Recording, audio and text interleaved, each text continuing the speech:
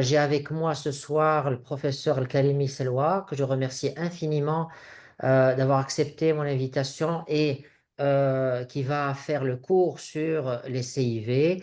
Professeur Selwa Al-Kalimi est professeur de cardiologie au CHU de Marrakech. Elle est cardiologue pédiatre brillante et elle va nous faire le plaisir et l'honneur de nous présenter le cours sur les CIV. J'aurai avec moi aussi le professeur Belhaj Miloud. Alors, c'est Belhaj Miloud, il est notre invité ce soir. C'est le premier chirurgien qui fait les congénitaux au Maroc. Et donc, c'est quelqu'un qui a beaucoup d'expérience. Et donc, c'est un plaisir et un honneur pour nous qu'il soit parmi nous. J'espère qu'il va nous rejoindre très rapidement. Et l'objectif étant voilà, qu'il puisse répondre à des questions de chirurgie, des indications, des techniques chirurgicales qu'on va voir tout au long de ce cours. Je voudrais remercier la société Medtraining pour son soutien et logistique à ces réunions au nom de Madame Sabine Larrey, que je remercie infiniment. Voilà, donc sans trop tarder. Je vais passer la parole. Avant juste de passer la parole, je demande à tous les gens qui sont avec nous, qui ont eu la gentillesse de nous rejoindre ce soir, de couper leur micro, s'il vous plaît. Et puis, n'hésitez pas à poser vos questions sur la barre en bas, donc le chat. Vous pouvez poser des questions. On va essayer de les rassembler et de répondre à toutes les questions. Voilà, à toi la parole, Salwa. Merci, professeur Chalakbi, pour cette introduction et je te remercie vivement pour cette initiative d'avoir créé cette Académie marocaine pratique de cardiopathie congénitale. C'est toujours un plaisir d'échanger, partager et d'apprendre à travers vous et d'autres congénitalistes à propos donc des cardiopathies congénitales. Moi, j'ai le plaisir de traiter avec vous pendant 30 minutes. Je vais essayer d'être bref. Les communications interventriculaires. Euh, Ce sont quelques références sur lesquelles je me suis basée pour réaliser mon topo.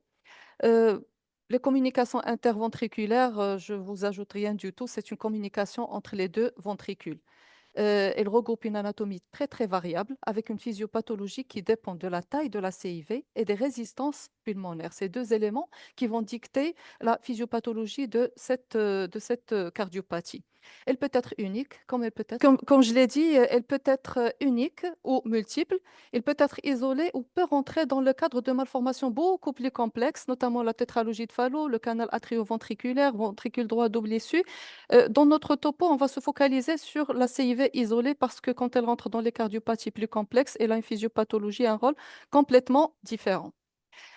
Alors, un petit mot sur l'épidémiologie. Comme je l'ai dit, la cardiopathie, c'est la cardiopathie la plus fréquente. Si l'on enlève la bicuspidie et les prolapsus de la valve mitrale, la CIV constitue la pathologie la plus fréquente. Elle peut atteindre un tiers des malformations cardiaques chez l'enfant avec une incidence qui peut atteindre 4 sur 100 000. Ça, c'est les CIV qui sont diagnostiqués à l'échocardiographie.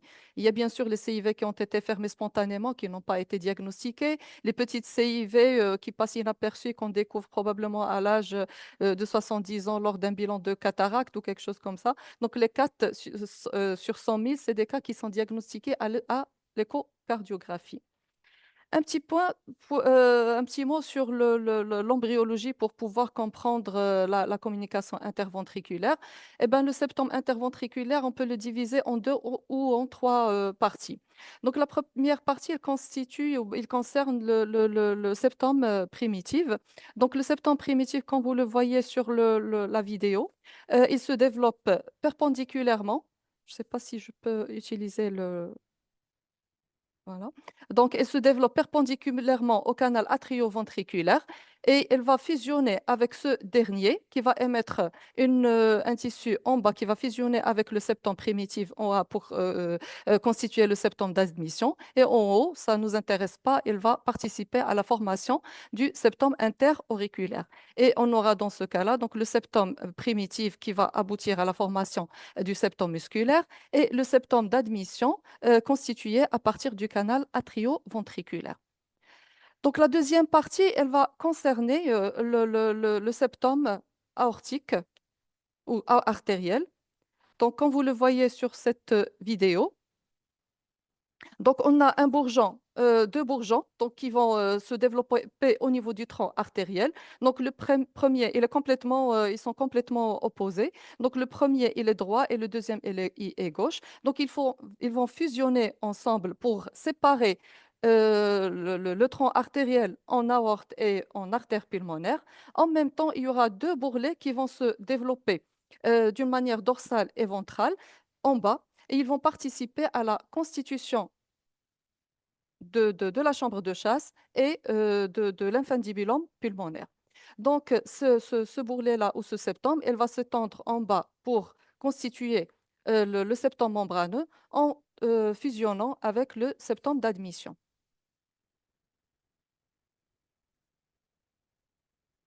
Voilà. Donc la CIV est une pathologie qui est multifactorielle. Elle peut rentrer dans un cadre syndromique, notamment la trisomie 13, la trisomie 18, la trisomie 21, le syndrome de Holt-Oram ou le syndrome de cardiopathie main avec la syndactylée. Son incidence elle est élevée chez les patients consommateurs de cocaïne ou de marijuana. Et paradoxalement, j'ai trouvé dans la littérature que l'incidence elle est un peu élevée chez les fabricants de bijoux et les patients qui travaillent dans le décapage de peinture, ils ont une incidence de communication interventriculaire qui est un peu élevée par rapport à la population générale. On arrive au plan physiopathologique. Donc, comme vous le savez, donc la CIV est un shunt gauche-droite qui se fait en systole. Donc, la première conséquence, on aura un hyperdébit pulmonaire. Donc, cet hyperdébit pulmonaire, elle va favoriser une augmentation du retour veineux au niveau des cavités gauches, notamment l'oreillette gauche et le ventricule gauche, et il va être responsable de la dilatation de ce dernier. Donc, la première conséquence, c'est la dilatation des cavités gauches. De l'autre côté, cet hyperdébit pulmonaire va participer à la constitution de l'hypertension pulmonaire. L'hypertension pulmonaire, elle va être au début une hypertension de débit, c'est-à-dire elle va être liée uniquement à l'augmentation du débit cardiaque au niveau de l'arbre pulmonaire. Avec le temps, cet hyperdébit va être responsable donc de lésions de l'arbre pulmonaire avec un développement de l'intima, une musculation de la média, apparition d'une néovascularisation, des phénomènes d'apoptose de certaines cellules, une fibrose. Bref, tous ces éléments-là, ils vont rétrécir la lumière artérielle, ils vont participer à une atteinte organique de l'arbre pulmonaire et ça va aboutir à ce qu'on appelle une hypertension artérielle pulmonaire fixe ou syndrome d'Eisenmenger. Donc, le syndrome d'Eisenmenger, comme vous le savez, c'est un syndrome qui est caractérisé par un shunt, une cardiopathie congénitale à shunt gauche-droite, des résistances pulmonaires élevées et une cyanose. On se pose toujours la question sur les cavités droites et on sait que dans la CIV, l'échante gauche-droite se fait en systole. Donc le sang, elle passe du ventricule gauche vers le ventricule droit au moment de la systole. Donc il n'y aura pas de il n'y aura pas de surcharge en principe, de surcharge de volume au moment de la systole. Donc on se dit que dans la CIV, les cavités droites, ils ne sont pas touchés. Mais il faut être vigilant sur ce point-là parce que avec l'hypertension artérielle pulmonaire, chose qui est très très fréquente dans notre contexte, surtout que dans les hypertensions chez les patients qui ont des CIV larges, cette hypertension artérielle pulmonaire, elle va impacter les dimensions du ventricule droit, que ce soit dans le sens de la dilatation ou dans le sens de l'hypertrophie ventriculaire droite. Donc, chez les patients qui ont une communication interventriculaire droite, il n'est pas rare de voir une dilatation des cavités droites qui est secondaire à l'hypertension artérielle pulmonaire. Donc ça, c'est les éléments que j'ai dit tout à l'heure pour ne pas encombrer le topo, je vais en passer. Le mécanisme de la survenue de Eisenmenger. Maintenant, je vais passer à une classification hémodynamique des communications interventriculaires. Pourquoi je l'ai choisi? On va y arriver dans la partie échocardiographie. On va l'utiliser. La classification hémodynamique est constituée de quatre éléments. Les éléments qui m'intéressent, moi, ce sont les trois. Le premier, c'est la communication interventriculaire restrictive, appelée type 1 ou la maladie de Roger. C'est les communications interventriculaires restrictives petites qui ne donnent pas d'hypertension pulmonaire et il n'y aura pas de surcharge de volume. La deuxième, c'est la communication interventriculaire large, je veux dire, ou type 2B. Cette communication est caractérisée, ben, c'est comme son nom l'indique, c'est une CIV qui est très large, et donc on aura une dilatation du ventricule gauche ou des cavités gauches et une hypertension artérielle pulmonaire. Entre les deux, il y a ce qu'on appelle la communication interventriculaire moyenne ou type 2A. Donc, c'est une communication interventriculaire qu'on appelle communément restrictive. Mais il ne faut pas se tromper du nom, parce que quand on parle de restrictive, systématiquement dans notre tête, c'est une CIV qui est minuscule, donc qui ne donne pas de conséquences. Mais la définition de la CIV restrictive dans la littérature, c'est la CIV qui ne donne pas d'hypertension artérielle pulmonaire. Donc, cette CIV moyenne au type de A, c'est une CIV où il n'y a pas d'hypertension artérielle pulmonaire, mais on peut trouver une HTP uniquement de débit. Par contre, le shunt gauche-droit va être responsable d'une surcharge du volume avec une dilatation des cavités gauches. Donc, c'est des cardiopathies, c'est des CIV qui vont se manifester à un âge plus avancé chez le grand enfant et on va les découvrir avec une dilatation des cavités gauches sans pour autant avoir une hypertension artérielle pulmonaire. Pour les signes cliniques, comme vous le savez, tous les shunts gauche-droit dont des infections respiratoires à répétition. L'enfant peut être asymptomatique. Il peut présenter des tachypnées qui vont évoluer progressivement vers une dyspnée d'effort. Et la dyspnée d'effort chez l'enfant, ou le nourrisson plutôt, elle se manifeste lors des tétées. Au début, c'est des tétées qui sont plus longues, qui demandent beaucoup du temps, où le bébé ne finit pas son biberon. Avec le temps, on va assister à un tirage intercostal ou sous-costal ou sous-claviculaire. Et à la fin, on aura une dyspnée de repos. Quand l'enfant grandit encore plus, on aura un retard staturo-pondéral.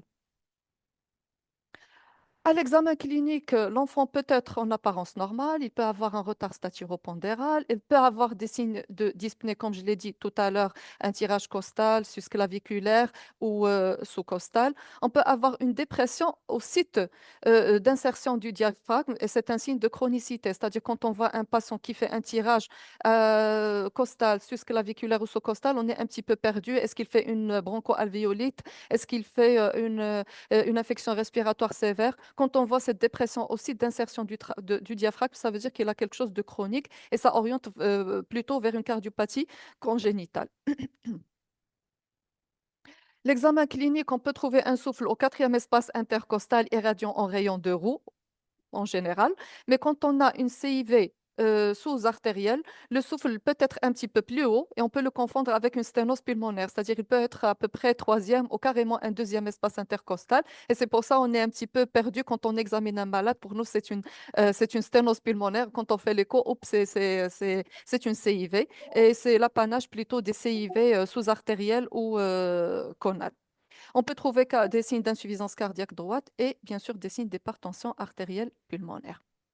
Donc pour le CG et la radio, bon, je ne vais pas m'attarder sur ça pour me concentrer sur l'échocardiographie.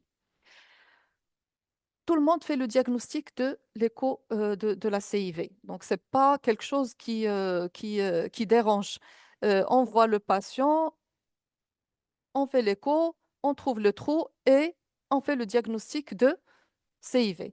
Mais notre hantise, c'est de mal évaluer ces patients. Notre hantise, c'est comment rédiger un rapport complet. Notre hantise, c'est d'anticiper l'indication opératoire, c'est-à-dire adresser le malade pour la chirurgie alors que il est tôt. Et je n'ai pas dit au début de topo, beaucoup, beaucoup de CIV, même ceux qui se manifestent avec des signes d'insuffisance cardiaque gauche, ils peuvent diminuer de taille au cours de l'évolution et on redressera la chirurgie par la suite et se contenter d'une surveillance du malade. On ne veut pas anticiper l'indication opératoire, on ne veut pas adresser un malade à un stade avancé à la chirurgie, on ne veut pas le condamner non plus. On dit que vous êtes au stade des Emmengers, un stade dépassé alors qu'il ne l'est pas. Et on ne veut pas passer à côté de malformations associées. Donc tout ça, c'est notre hantise. Ce n'est pas le fait de faire le diagnostic de la CIV. La CIV, elle est du diagnostic très simple. Donc, pour rédiger un rapport complet, ça contient tous les éléments que je viens de dire et j'ai les résumés en trois parties. Le premier, il faut déterminer le siège, autrement dit le type de la CIV. Il faut préciser sa taille et les nombres de la CIV. C'est pas en trouvant une CIV qu'on va se dire, ah, on est content, on est tombé sur le diagnostic. Quand on a une CIV, probablement, il y aura d'autres.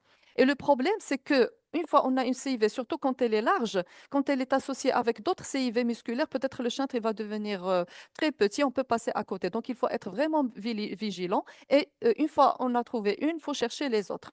Deuxième point, on va chercher ou bien préciser le retentissement hémodynamique. Et enfin, il faut préciser le retentissement sur les structures de voisinage, à savoir l'aorte, le ventricule droit, la valve tricuspide et la voie pulmonaire. Donc, pour l'anatomie de la communication interventriculaire, be- je vais dire c'est de la mer à boire. Il y a plusieurs classifications anglo-saxonnes, francophones, européennes, et à un certain moment, on s'embrouille. Moi, j'ai choisi une classification qui me paraissait la plus simple et la plus utilisée d'ailleurs dans la littérature et qui émane de la classification britannique d'Anderson et américaine de Van Prague. Donc, je l'ai classé en deux entités. La première entité, c'est un groupe de CIV qui ont un rapport avec l'aorte. Le deuxième groupe, ou la deuxième entité, c'est les CIV qui n'ont aucun rapport avec l'aorte. Et soyez, c'est-à-dire, retenez bien ce point-là, parce qu'une fois on va faire l'écho, une fois la CIV, on va la trouver avec l'aorte, elle a un rapport direct avec l'aorte, elle va faire partie de la première entité. Si on ne voit pas l'aorte dans la coupe et cette CIV n'a aucun rapport avec l'aorte, elle fait partie de la deuxième entité. Donc pour la première entité, c'est la CIV périmembraneuse, appelée aussi cono-ventriculaire infracrystale. Ou bien la deuxième, conoseptale, conale, outlet, sous-artérielle, infundibulaire, supraxistale, sous-pulmonaire, doubly committed. Et la troisième, gerbote. La deuxième entité, c'est la CIV d'admission ou la CIV de l'inlet et la CIV musculaire. Pour simplifier, est-ce que j'utilise moi-même comme classification? Pour la première entité, je vous conseille de prendre une seule classification et la retenir une fois pour toutes, sinon on va s'embrouiller. Donc pour la première entité, la CIV périmembraneuse, la CIV sous-artérielle et la CIV gerbote. La deuxième entité, c'est la CIV d'admission et la CIV musculaire. Donc, pour vous orienter sur les trois types de la CIV, j'ai commencé pour les CIV qui ont un rapport avec l'aorte. Imaginez-vous en train de regarder votre cœur. On regarde en bas et on regarde une coupe transversale de notre cœur. Si on le fait, on va voir ça. Vous avez la valve mitrale sur votre côté gauche, la valve tricuspide sur votre côté droit, la valve aortique devant et la valve pulmonaire tout devant, parce que la valve aortique, elle est très antérieure. Eh ben, ce qui nous embrouille dans cette classification, c'est que dans notre tête, même si on a bien étudié l'anatomie, dans notre tête, c'est que le septum est aplati, il est aligné, ce qui n'est pas le cas. Donc, le septum, je l'ai schématisé comme ça en vert. Regardez, donc il n'est pas du tout, du tout, du tout aplati. Et donc, si on veut classer les choses, entre la valve tricuspide et la valve mitrale, vous avez le septum d'admission. Donc, une fois vous avez ça, c'est une CIV d'admission. Encore plus devant. Si vous êtes en contact avec la valve tricuspide et la valve aortique, ce qui est schématisé en rose, donc c'est la CIV périmembraneuse. Et cette CIV périmembraneuse, vous pouvez l'utiliser comme ça, CIV périmembraneuse. Si vous voulez la classer en deux parties, périmembraneuse de l'illette, c'est celle qui est en contact. C'est pas la CIV d'admission. La CIV d'admission tout court ou CIV d'inlet, c'est la même chose. Elle est très postérieure. La CIV périmembraneuse de l'illet, c'est elle qui est en contact avec et la valve tricuspide et la valve aortique. La CIV périmembraneuse de l'outlet, quand elle est en contact uniquement avec l'aorte. Vous voulez la nommer périmembraneuse tout court? Faire la simplicité, il n'y a pas de souci. La dernière, c'est la CIV sous-artérielle. Elle est en violet. Et c'est elle qui est en contact avec la valve aortique et la valve pulmonaire. Donc, voilà. Donc, si l'on fait l'échocardiographie, dans notre coupe parasternale grand axe, du moment qu'on a l'aorte qui est à proximité de l'aorte, ici vous allez voir soit la CIV sous-artérielle, soit la CIV périmembraneuse, surtout celle de l'outlet.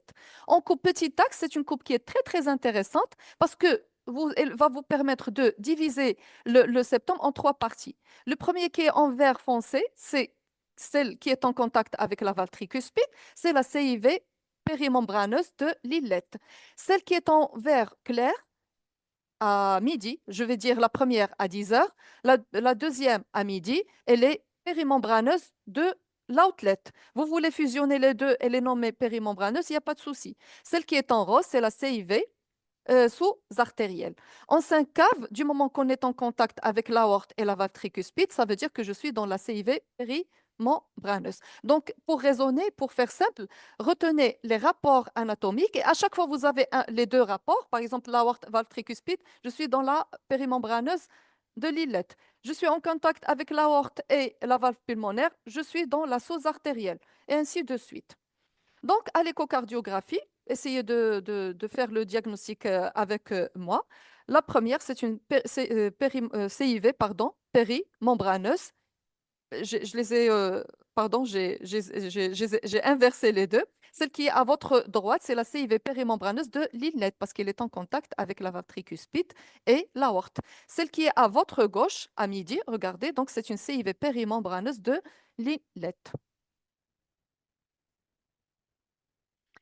Ici, sur cette coupe parasternale grand axe, on a une CIV. Donc déjà, une fois que je l'ai vue dans la coupe parasternale grand axe, je vais dire, je suis soit devant une CIV périmembraneuse de l'outlet, soit devant une CIV sous-artérielle. Ces CIV sont souvent, peuvent être, pas souvent, peuvent être associés à un anévrisme du septum périmembraneux qui peut Absolument, être... absolument. Oui, d'accord. J'ai cru que...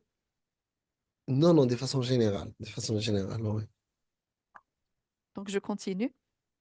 Donc, l'anévrisme du septum membraneux qui peut être sujette à plusieurs CIV, comme vous le voyez sur cette vidéo.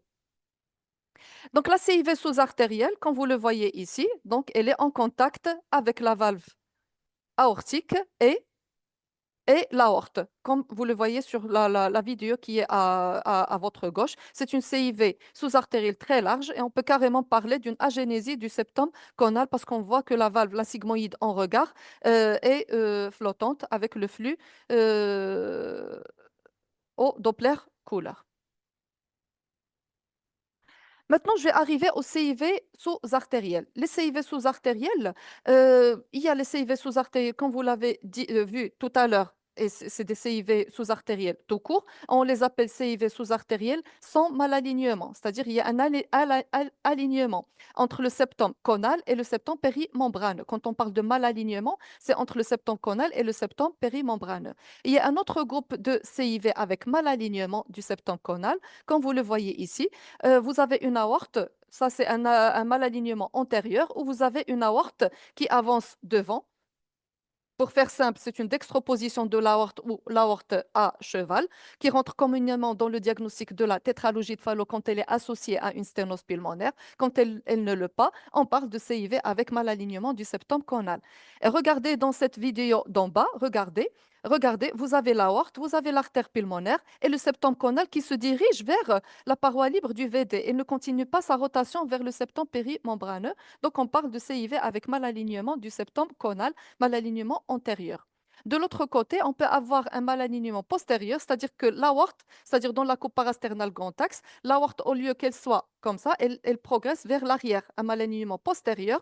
Donc, le flux du VG va se diriger et vers l'aorte et directement vers le ventricule droit. Et embryologiquement, cette malformation elle va être souvent associée à une hypoplasie de l'aorte. Pourquoi? Parce que c'est la fonction qui crée l'organe. Donc, du moment qu'à l'étape embryonnaire, le sang du ventricule gauche s'éjectait vers l'aorte et vers le VD, donc l'aorte ne va pas se développer.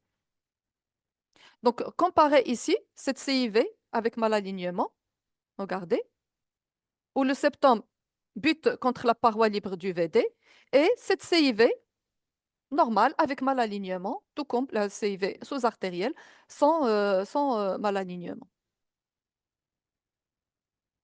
Un petit mot sur la CIV gerbote. La CIV gerbote, on l'a classée avec les CIV Alors que le shunt, c'est un shunt entre le ventricule gauche et l'oreillette. Donc, c'est un shunt par défaut de la portion atrioventriculaire. Comme vous le voyez sur cette image figée à votre droite en bas, il y a une partie, vous avez le ventricule gauche, le ventricule droit et il y a l'oreillette droite. Entre le ventricule gauche et l'oreillette droite, il y a ce qu'on appelle la portion atrioventriculaire. Quand le défect siège à ce niveau-là, on aura un shunt VGOD et on l'appelle une CIV Gerbode. Et regardez ici sur le flux Doppler, donc vous avez un G qui se fait, vous avez une CIV ici normale, CIV VG VD et une CIV Gerbode avec un shunt VG OD. Et sur cette petite axe, regardez, donc il y a un G qui se fait entre l'aorte et l'oreillette gauche.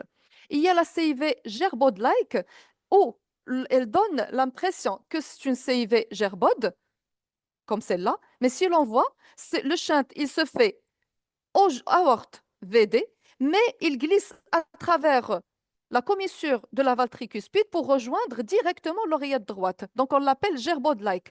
Dans la gerbode, le shunt, c'est directement VG OD. Dans la gerbode-like, le sang, il se fait vers l'OD, mais il rejoint rapidement la valve tricuspide, l'oreillette droite, à travers la commissure de la valve tricuspide appelée gerbode-like. Donc voilà, on a fini par la première classification. Maintenant, on va passer à la deuxième entité qui est musculaire et la CIV de Lillette ou bien d'admission. Donc on a dit la CIV d'admission, c'est simple, elle doit être en contact avec et la valve tricuspide et la valve mitrale. Musculaire quand elle est entourée de tout part par le muscle, c'est-à-dire elle n'a aucun rapport avec aucune structure. Donc, ils sont classés en plusieurs parties. Donc, regardez ici sur ce schéma. Vous avez la bande septale. On voit toujours le cœur sur le versant ventriculaire droit. C'est-à-dire ça, c'est le septum, mais on voit le cœur du côté droit parce que c'est la coupe chirurgicale. Donc, vous avez ici la valve tricuspide et ici, vous avez la bandelette septale. Entre ces cornes en Y, à l'intérieur, il y a le septum conal. En avant de la bande septale, vous avez la CIV musculaire antérieure. Après, derrière la CIV musculaire moyenne, la derrière inférieure ou bien postérieure, et puis vous avez la CIV apicale, donc antérieure, moyenne, inférieure et apicale.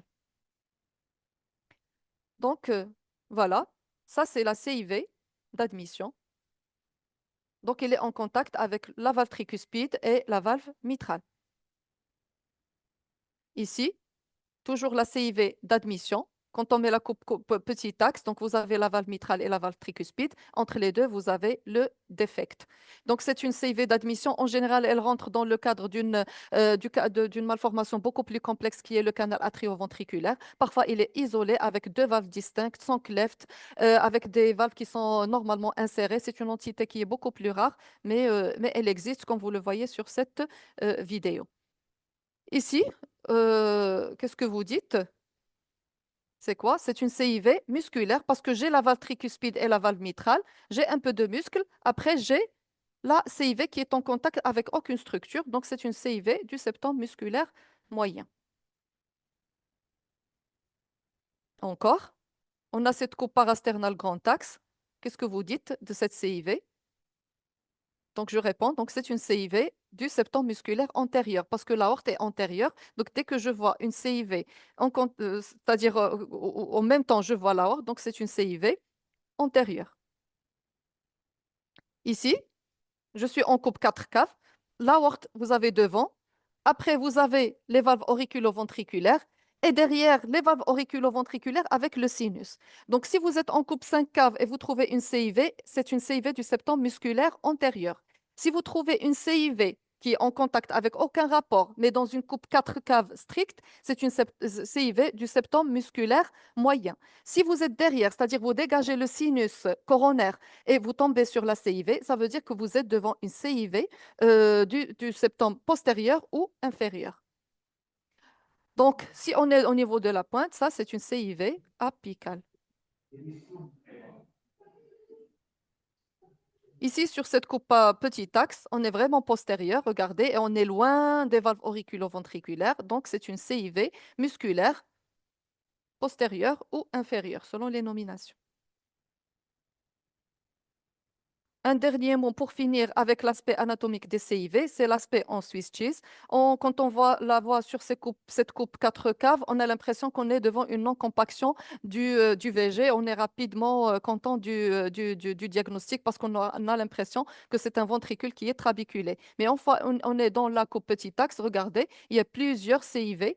Donc, ça réalise un aspect en Swiss cheese. Donc maintenant, ça va être rapide, c'est la partie la plus longue. On va préciser le retentissement hémodynamique de ces CIV. Donc, on a deux façons d'évaluer le retentissement de la CIV. Il y a le retentissement hémodynamique qui dépend de la taille de la CIV. Et c'est un retentissement sur les cavités et un retentissement, les cavités gauche surtout, les cavités droites quand on a de l'hypertension artérielle pulmonaire et de l'hypertension pulmonaire. Il y a un retentissement, quelle que soit la taille de la CIV, on l'appelle retentissement sur les structures de voisinage. Et là, je reviens à la classification que j'ai présentée tout à l'heure. La première situation, quand on a une CIV large avec dilatation cavitaire et une hypertension artérielle pulmonaire. La deuxième situation, quand on a une CIV restrictive sans retentissement. Et la troisième situation, quand on a une CIV révélée chez un grand enfant avec une dilatation des cavités gauches sans signe d'hypertension pulmonaire. Donc la première, c'est la CIV large type de B, la deuxième type de A et la troisième, c'est la maladie de Roger ou la CIV vraiment restrictive. Donc là, le retentissement, bien sûr, il se fait par l'évaluation de la taille du ventricule gauche, ça, je vous ajoute rien du tout, mais il faut avoir l'habitude de le rapporter au Z-score. Il est considéré dilaté quand il dépasse deux déviations standard par rapport à la valeur normale de l'enfant en fonction de la taille et de son poids. On évalue l'hypertension pulmonaire par le flux pulmonaire, la courbure septale, la dilatation de la paix et le calcul de la PAPS. Pour la dilatation de la paix aussi, il faut la rapporter au Z-score parce que parfois, une fois on voit la paix dilatée, on la compare à l'aorte, on se dit, ah voilà, donc la paix dilatée. Parfois c'est l'aorte qui est petite. Et comme ça, inconsciemment, on prend la paix comme étant dilatée. Il faut toujours prendre la taille exacte de l'artère pulmonaire et la rapporter au Z-score. Comme je l'ai dit, parfois c'est piégeant de dire la paix dilatée alors que c'est l'aorte qui est hypoplasique. La courbure septale, on voit l'aplatissement du septum en diastole par surcharge de volume, en systole qui va donner l'aspect en D-shape et c'est un signe de sévérité quand on a une HTP de pression, ça veut dire c'est un signe de sévérité de l'hypertension artérielle pulmonaire. On peut calculer la PAPS à travers la formule pression artérielle systolique. Il faut mesurer la pression artérielle au niveau du bras et vers la formule pression artérielle systolique moins 4V au max, yani la vitesse maximale à travers le flux de la CIV. Donc, j'ai pris l'exemple de ce patient, un bébé qui a, un enfant plutôt, qui a une pression artérielle à 90 mm de mercure et un Vmax à travers la CIV à 3,8. Donc, 90 moins 4 multiplié par 3,8 multiplié par 3,8. Donc, ça fait 32 compressions artérielles pulmonaires. Donc, il n'est pas en HTP sévère. Donc, on peut évaluer la pression à travers à travers l'IT, mais là, il faut être vigilant. Quand vous avez une CIV périmembraneuse ou bien une CIV d'admission, le flux de la CIV peut contaminer l'IT et au lieu de prendre le flux de l'IT, vous prenez le flux de la CIV. Et à tort, vous allez considérer le malade comme ayant une HTP vraiment sévère et peut-être vous allez le condamner comme ayant un eczéma Menger, surtout que pas tous les patients dans notre contexte font un KT pour mesure des résistances pulmonaires. Donc, il faut être vigilant concernant la direction du jet. À travers le flux pulmonaire, on peut analyser l'aspect du flux pulmonaire et insister surtout sur la PAD. Une PAD qui est très élevée, c'est un signe qui est très alarmant. La PAD normale, c'est entre 6 à 10. Quand vous avez une PAD qui atteint les 20 mm de mercure, probablement le patient est au stade de Menger. Notre hantise, quand vous évaluez l'hypertension pulmonaire, c'est de dire je pense qu'il y a du bruit. S'il vous plaît, est-ce que vous pouvez éteindre les micros?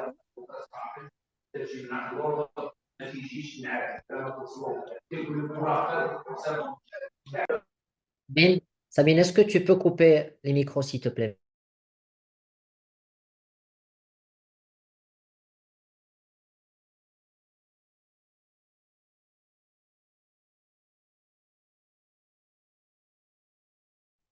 Selwa, Selwa, il faut que tu allumes ton micro, s'il te plaît.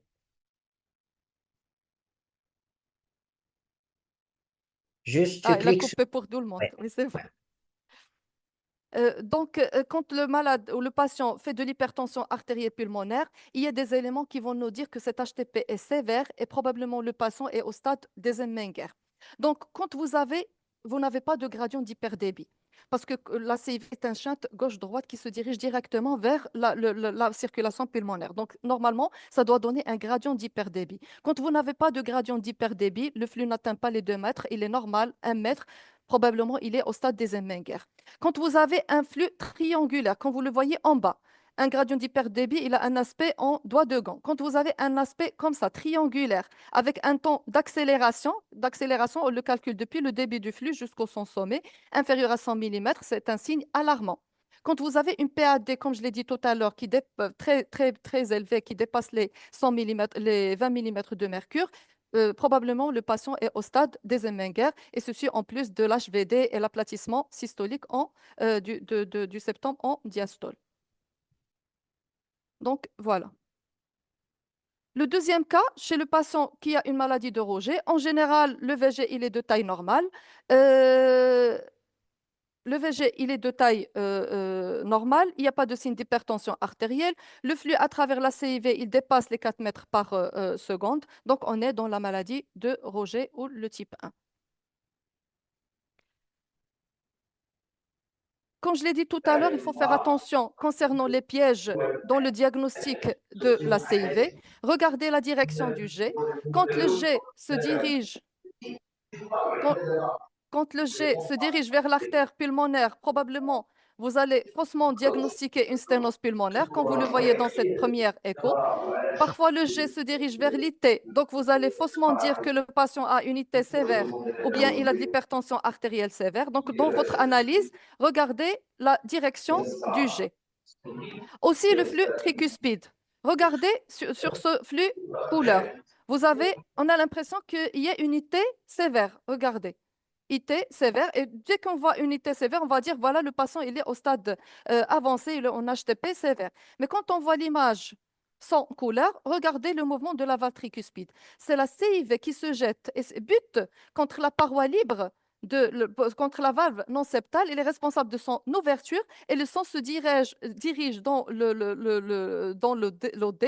Donc, ce n'est pas unité, mais c'est un flux de CIV qui se fait à travers la valve tricuspide et se fait dans l'oreillette droite. Donc, l'analyse de la direction du jet est un élément très important pour la décision thérapeutique chez le patient. Deux plaques sur les complications de la CIV. Ils sont au nombre de 3 et ils sont de l'apanage, comme je l'ai dit, des CIV larges comme les CIV restrictives. Ils sont la membrane sous-aortique, le lobrépésie et la sténose médio-ventriculaire. C'est des patients qui n'ont rien de tout ça, une petite CIV, on les suit, on les contrôle et petit à petit, on peut voir une membrane qui se développe, une insuffisance aortique qui apparaît ou carrément une sténose médio-ventriculaire. Donc, regardez cette patiente qui a un prolapsus de la sigmoïde antéro-droite qui se fait à travers la CIV. Un deuxième patient qui était adressé pour une membrane sous-aortique. Regardez, une membrane sous-aortique, mais quand on a fait l'analyse, on voit qu'il y a un prolapsus de cette sigmoïde antéro-droite qui prolapse dans la CIV et au Doppler couleur, on découvre qu'il y a une CIV associée. Juste, j'attire votre attention, le prolapsus de la valve aortique, ce n'est pas comme celui de la valve mitrale. Il ne faut pas que l'aorte ou la sigmoïde dépasse le plan de l'anneau. C'est un plan de coaptation. Quand vous avez la valve normale, elle est comme ça. Elle donne entre les sigmoïdes un plan de coaptation qui se fait entre 4 à 8 mm. Quand ce plan de coaptation n'est pas respecté, c'est-à-dire il fait comme ça, on est dans le prolapsus. Comme ça. Donc, la deuxième complication, c'est la sténose médio-ventriculaire, comme vous le voyez ici. Les Américains l'appellent double chambered right ventricle. Je pense que c'est la nomination la plus correcte parce que cette sténose, elle n'est ni médio-ventriculaire ni infundibulaire. Elle est entre les deux, si j'ose dire. Elle est à l'entrée de l'infundibulum pulmonaire. Donc, quand on dit ventricule droit à double chambre, je pense que c'est la classification la plus correcte. Et il est responsable donc d'une sténose. Et parfois, elle protège le cœur du patient. Le bon Dieu fait bien les choses. Donc, autres examens, j'ai fini avec l'échocardiographie. Je passe aux autres examens TDM, IRM, cathétérisme. Leur place, elle est vraiment limitée en matière du diagnostic de la communication interventriculaire. Peut-être le scanner, on le demande quand on a besoin de voir l'arbre pulmonaire. L'IRM, quand on veut analyser les chintes ou quantifier le flux pulmonaire. Et le cathétérisme, c'est surtout pour évaluer les résistances pulmonaires. Donc, l'évolution et pronostic du patient, des patients porteurs des CIV, elle peut se faire vers la fermeture ou la diminution de la taille. Comme je l'ai dit tout à l'heure, même en présence de signes d'insuffisance cardiaque d'insuffisance cardiaque, le patient le voit à 1 mois de vie, il fait de l'insuffisance cardiaque, il n'a pas beaucoup de signes d'HTP, juste la dilatation des cavités gauches. On le met sous diurétique. On dit, on attend, il a un petit point, on attend un petit peu pour proposer le cerclage ou bien la cure totale. On le voit la deuxième fois, il est nickel. La maman, il dit qu'il s'est amélioré. Est-ce que vous êtes sûr qu'il faut l'opérer? On voit que tout va bien, le VG est de taille normale. On arrête les diurétiques, on le recontrôle, tout va bien. Il faut être rassuré, il ne faut pas se dire là, je me suis trompé la première fois, ça arrive. Deuxième complication, c'est l'insuffisance cardiaque, les Ensmenger et puis l'endocardite infectieuse. Donc, j'arrive au traitement. J'en ai pour 3 plaques. J'espère que j'étais pas très lent. Non, c'est Donc, parfait. j'ai essayé de respecter les 30 minutes. Je garde le chrono avec moi. Donc, pour le traitement, il y a le traitement médicamenteux. Il n'a aucun rôle dans la fermeture donc, de la CIV. Peut-être le traitement le plus important, c'est le fer, parce que il faut amener le taux d'hémoglobine à 14 grammes par décilitre, parce que l'augmentation de la viscosité va diminuer le shunt et améliorer les patients. Donc, pratiquement, toutes les CIV, quand on voit qu'ils sont larges, en attendant la chirurgie, à ce qu'ils atteignent l'âge de 3 mois pour se faire opérer, c'est bien de les mettre sous fer pour amener le taux d'hémoglobine à 14. Si les patients sont symptomatiques, on les met sous diurétique IEC. La prophylaxie de l'endocardite infectieuse, peut-être on va la discuter parce que selon la classification européenne, les CIV sont classés à un risque intermédiaire. Donc, il faut demander les soins dentaires sans pour autant mettre le patient sous antiprophylaxie quand le malade va faire les soins sous gingivaux. Sincèrement, moi, vu le nombre d'endocardites qu'on voit, la mauvaise hygiène dentaire qu'on a au Maroc, je continue à prescrire l'antibioprophylaxie. La fermeture, euh, la fermeture, elle est indiquée quand on a une CIV large chez l'enfant vers l'âge de 3 mois, quand il est symptomatique, quand il a une dilatation du VG et quand il a de l'hypertension artérielle pulmonaire. Bien sûr, elle doit être inférieure à la moitié des résistances systémiques, sinon il est en HTP sévère. Des Ensmenger. La deuxième situation, quand on a une CIV restrictive, quand on a une dilatation du VG, et j'ai dit tout à l'heure restrictive, c'est quand on n'a pas d'HTP. Quand on a juste la dilatation, on peut parler de CIV restrictive. Moi, dans mes comptes rendus, je signale pas restrictive pour ne pas prêter de la confusion. Et on les opère à moins de 1 an. Quand le patient a déjà fait une endocardite, il devient un risque élevé de récidive, donc il faut les opérer. Quand on a un prolapsus de la valve aortique par l'obrépésie, quand on a une sténose médio-ventriculaire serrée et quand on a une membrane sous-aortique. Pour la membrane sous-aortique, certaines équipes posent l'indication après un diamètre de 30 mm de mercure parce que pour eux, c'est à partir de 30 mm de mercure, il y a un risque d'atteinte de la valve aortique et ça va créer une insuffisance aortique. Pour d'autres, ils disent non, il faut attendre l'apparition de l'insuffisance aortique et même quand on a une insuffisance aortique, il faut la surveiller, attendre à ce qu'elle elle commence à s'aggraver. C'est des avis d'experts, chacun fait ce qu'il veut. Le choix entre la chirurgie et l'interventionnel, la chirurgie constitue le gold standard, c'est la cure totale. Le cerclage est proposé quand on a un Swiss cheese, quand on a une CIV apicale large, on ne peut pas fermer, et quand on a un faible poids. Dans les pays développés, c'est au-dessous de 2,5. Dans notre contexte, on va un peu plus de 2,5 2,5 kg.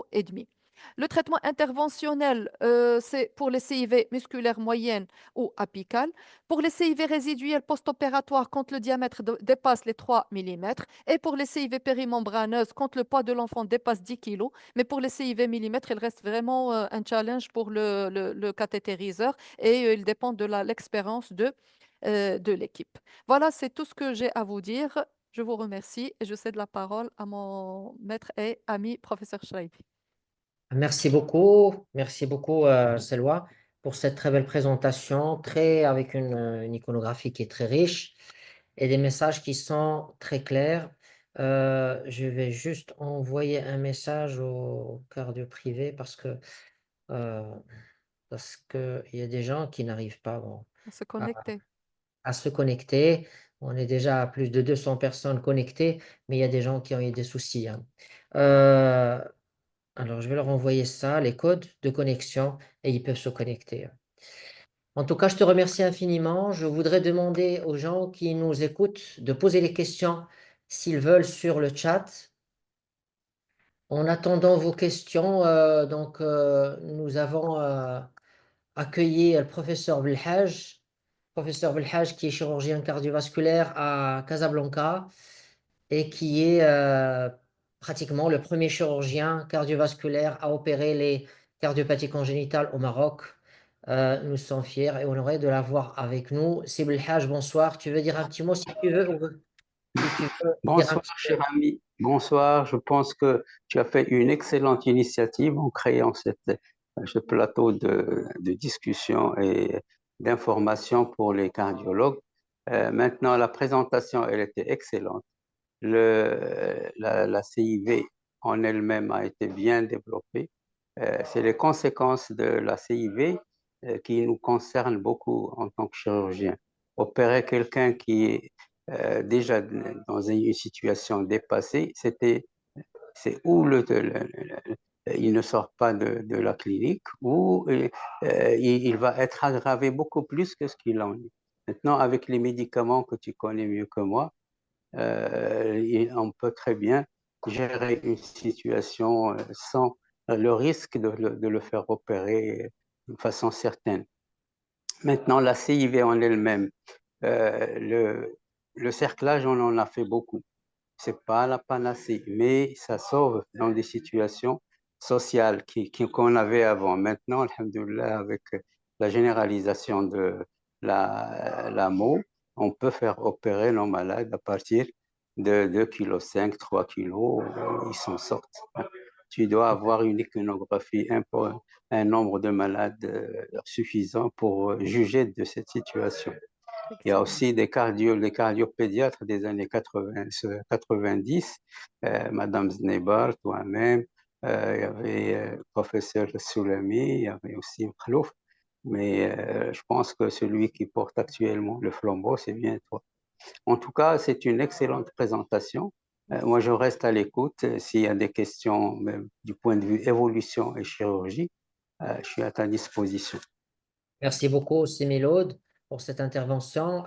Selwa, si tu peux nous résumer en une minute, tu es devant un patient, d'accord, chez qui tu trouves une CIV. Quels sont les paramètres, d'accord, cliniques, radiologiques, échographiques, sur lesquels tu vas te baser pour dire ce patient, il est fermé, cette CIV, elle doit être fermée, et c'est là, elle ne le doit pas.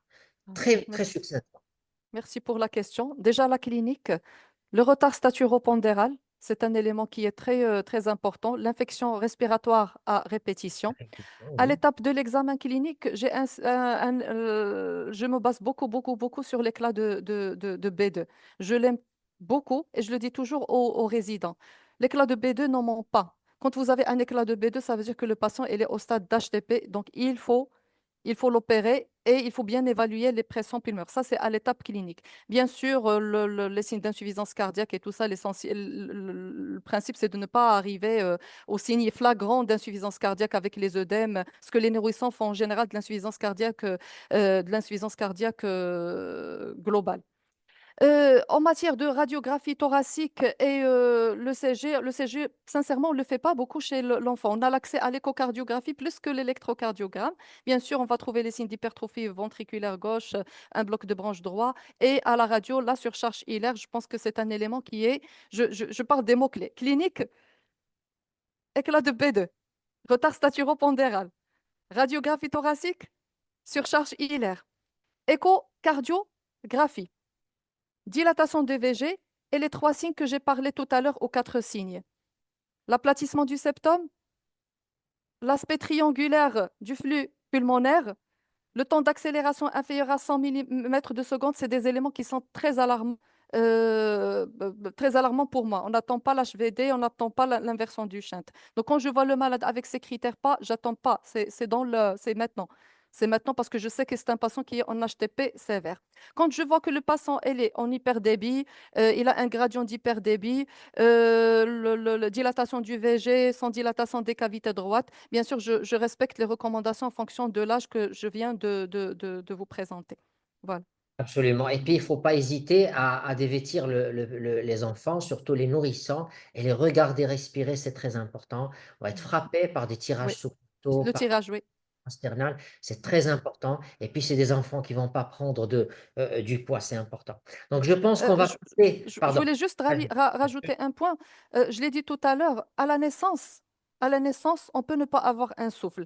Donc, s'il y a des pédiatres avec nous qui voient le patient à une semaine pour le vaccin de la BCG au centre de santé, prière de consulter les patients parce qu'à la salle de l'accouchement, on peut l'ausculter, on ne peut rien trouver. C'est après une semaine, quand les résistances pulmonaires baissent, c'est là où le souffle apparaît et la majorité des patients, des bébés, font leur vaccin à une semaine. Donc, c'est l'occasion pour dépister pas mal de communication interventriculaire. Je pense que c'est un élément très important du moment qu'il y a des pédiatres avec nous.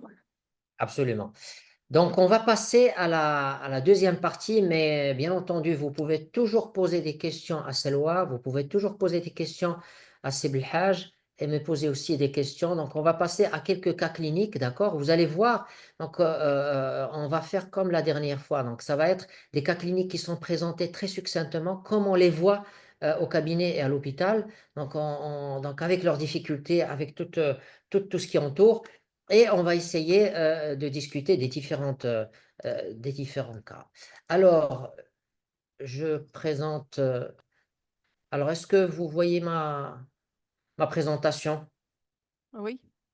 C'est bon. Alors, le premier cas, c'est Jawad, 24 ans, pas de signe fonctionnel, il est stable, le CG Mhm. normal. Voilà, donc un autre cas comme celui de Selwa tout à l'heure. Regardez, cette CIV qui va de là jusque-là, d'accord, c'est une CIV qui est sous-aortique et vous voyez le prolapsus de cette sigmoïde antéro-droite dans la CIV et qui laisse quand même encore, donc qui ferme partiellement toute cette CIV et ce qui reste comme pertuis, c'est celui-là. Et donc on le voit, on va le voir avec la couleur. Et vous voyez que cette déformation, cet effet Venturi de la sigmoïde antéro-droite va déformer la valve aortique et ce qui va occasionner une fuite aortique par la suite. Voilà ce que je disais. Vous voyez le shunt gauche-droit. Pourquoi il est gauche-droit pour les débutants? Parce qu'il est rouge et il va vers la sonde. La sonde, elle est là. Il va vers la sonde. Il va du ventricule gauche, de la chambre de chasse du ventricule gauche, vers le ventricule droit. Et vous voyez au passage ici, ça c'est la systole. Et en diastole, vous voyez la fuite aortique qui est associée. C'est ce qu'on appelle un syndrome d'Eisenmenger. Alors, on met un Doppler continu sur la CIV et voilà ce qu'on a, ce qu'a dit Selwa tout à l'heure. Vous avez un gradient de pression ici, vous avez une vitesse max qui est de 5 mètres par seconde et avec la formule de Bernoulli, on a un gradient de pression qui est entre le ventricule gauche ici et le ventricule droit qui est à 109, d'accord? Et donc, on va essayer à partir de ce flux de CIV, ce flux-là, essayer d'avoir une idée sur les pressions pulmonaires. Donc, le ventricule gauche est dilaté, donc on est à 59 en télédiastole. Et je vous ai mis ces petits fameux schémas pour vous expliquer un petit peu terre à terre. On a un gradient de pression entre le ventricule gauche et le ventricule droit qui est à 109. Si ce patient a une pression systolique dans l'aorte, ça veut dire une pression au bras qui est à 130, d'accord? 130 moins 109, ça nous laisse 21 de pression dans le VD. Et s'il n'y a pas de sténose pulmonaire, on va avoir une pression, la même pression en systole qui règne dans le ventricule droit. Les valves sont ouvertes, la même pression ici, elle est ici. Et donc, ça laisse des pressions pulmonaires systoliques à 21 mm de mercure. Ça veut dire une pression systolique qui est tout à fait normale. Donc, vous voyez que le gradient de pression, plus il est élevé entre le VG et le VD, plus les pressions sont basses. Bien sûr, il faut être sûr qu'il n'y a pas de sténose pulmonaire. Donc, au total, c'est ce qu'on appelle un syndrome de l'aubripédie. C'est une CIV de la voie d'éjection qui est restrictive, avec un gradient 109, une insuffisance aortique minime, des sigmoïdes aortiques antéro-droite qui est très déformée et probablement, elle prolabe non, ça c'est certainement dans la CIV. Il n'y a pas d'hypertension pulmonaire, on a des pressions systoliques à 21 et le VG qui est dilaté ou très très peu dilaté, donc à 59 pour un adulte, ce n'est pas très dilaté. Donc c'est un patient qu'il va falloir opérer. Pourquoi? Même si les pressions pulmonaires sont normales, parce que tout simplement, le VG est en train de se dilater. Et deuxième raison, c'est que cette sigmoïde antéro-droite est très très déformée et il y a une fuite aortique qui commence à se développer. Et donc, il y a le risque de passer d'un geste qui est très simple, de fermer la CIV, à un geste opératoire plus lourd, c'est-à-dire fermer la CIV et faire un remplacement de la valve aortique ou faire une plastie selon les disponibilités. Quand, quand Voilà tu pour as, le premier cas. quand tu Voilà, as vas-y, une petite Eloi. fuite, quand tu as une petite fuite aortique qui commence à apparaître sans un aspect vrai, flagrant, comme tu l'as montré sur cette belle vidéo, euh, qu'est-ce que tu fais? C'est-à-dire, une petite fuite aortique qui apparaît, tu es sûr qu'il n'avait pas lieu lors de la dernière écho et tu n'as pas d'image claire de prolapsus. Tu opères, tu surveilles. Et c'est une question qui revient très souvent, qui est un petit peu embêtante, j'avoue, parce que le patient se plaint de rien. Oui, L'enfant, il a 9 ans, 10 ans, il se plaint de rien, il fait son sport, il joue avec ses copains, il n'y a pas de souci. Mais, lorsqu'il s'agit d'une CIV, comme on l'a vu tout à l'heure, même s'il n'y a pas autant de déformations, si la CIV, c'est une CIV qui est de la voie d'éjection et qui prolapse dans la CIV, il y a un risque qu'elle se déforme davantage. Si la fuite aortique apparaît, je pense que ce sont des CIV qui vont se fermer exceptionnellement. Ce n'est pas comme les CIV périmembraneuses ou musculaires. mhm. Donc, c'est pour ça que je pense que ce sont des CIV qu'il va falloir opérer, Opérer. surtout si le VG il est un petit peu généreux, même s'il n'y a pas d'hypertension pulmonaire. Est-ce que tu es d'accord, Sibel Haj?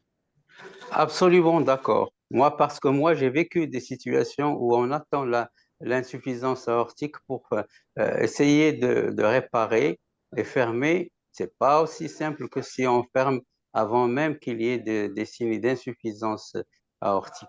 Je suis tout à fait d'accord avec toi. Et moi, j'ai des cas vécus Oui. d'attente et par la suite, on est en train d'essayer de réparer ce qui a été déformé par le temps, c'est-à-dire cette cosse qui va prolaber vers le bas de toute façon.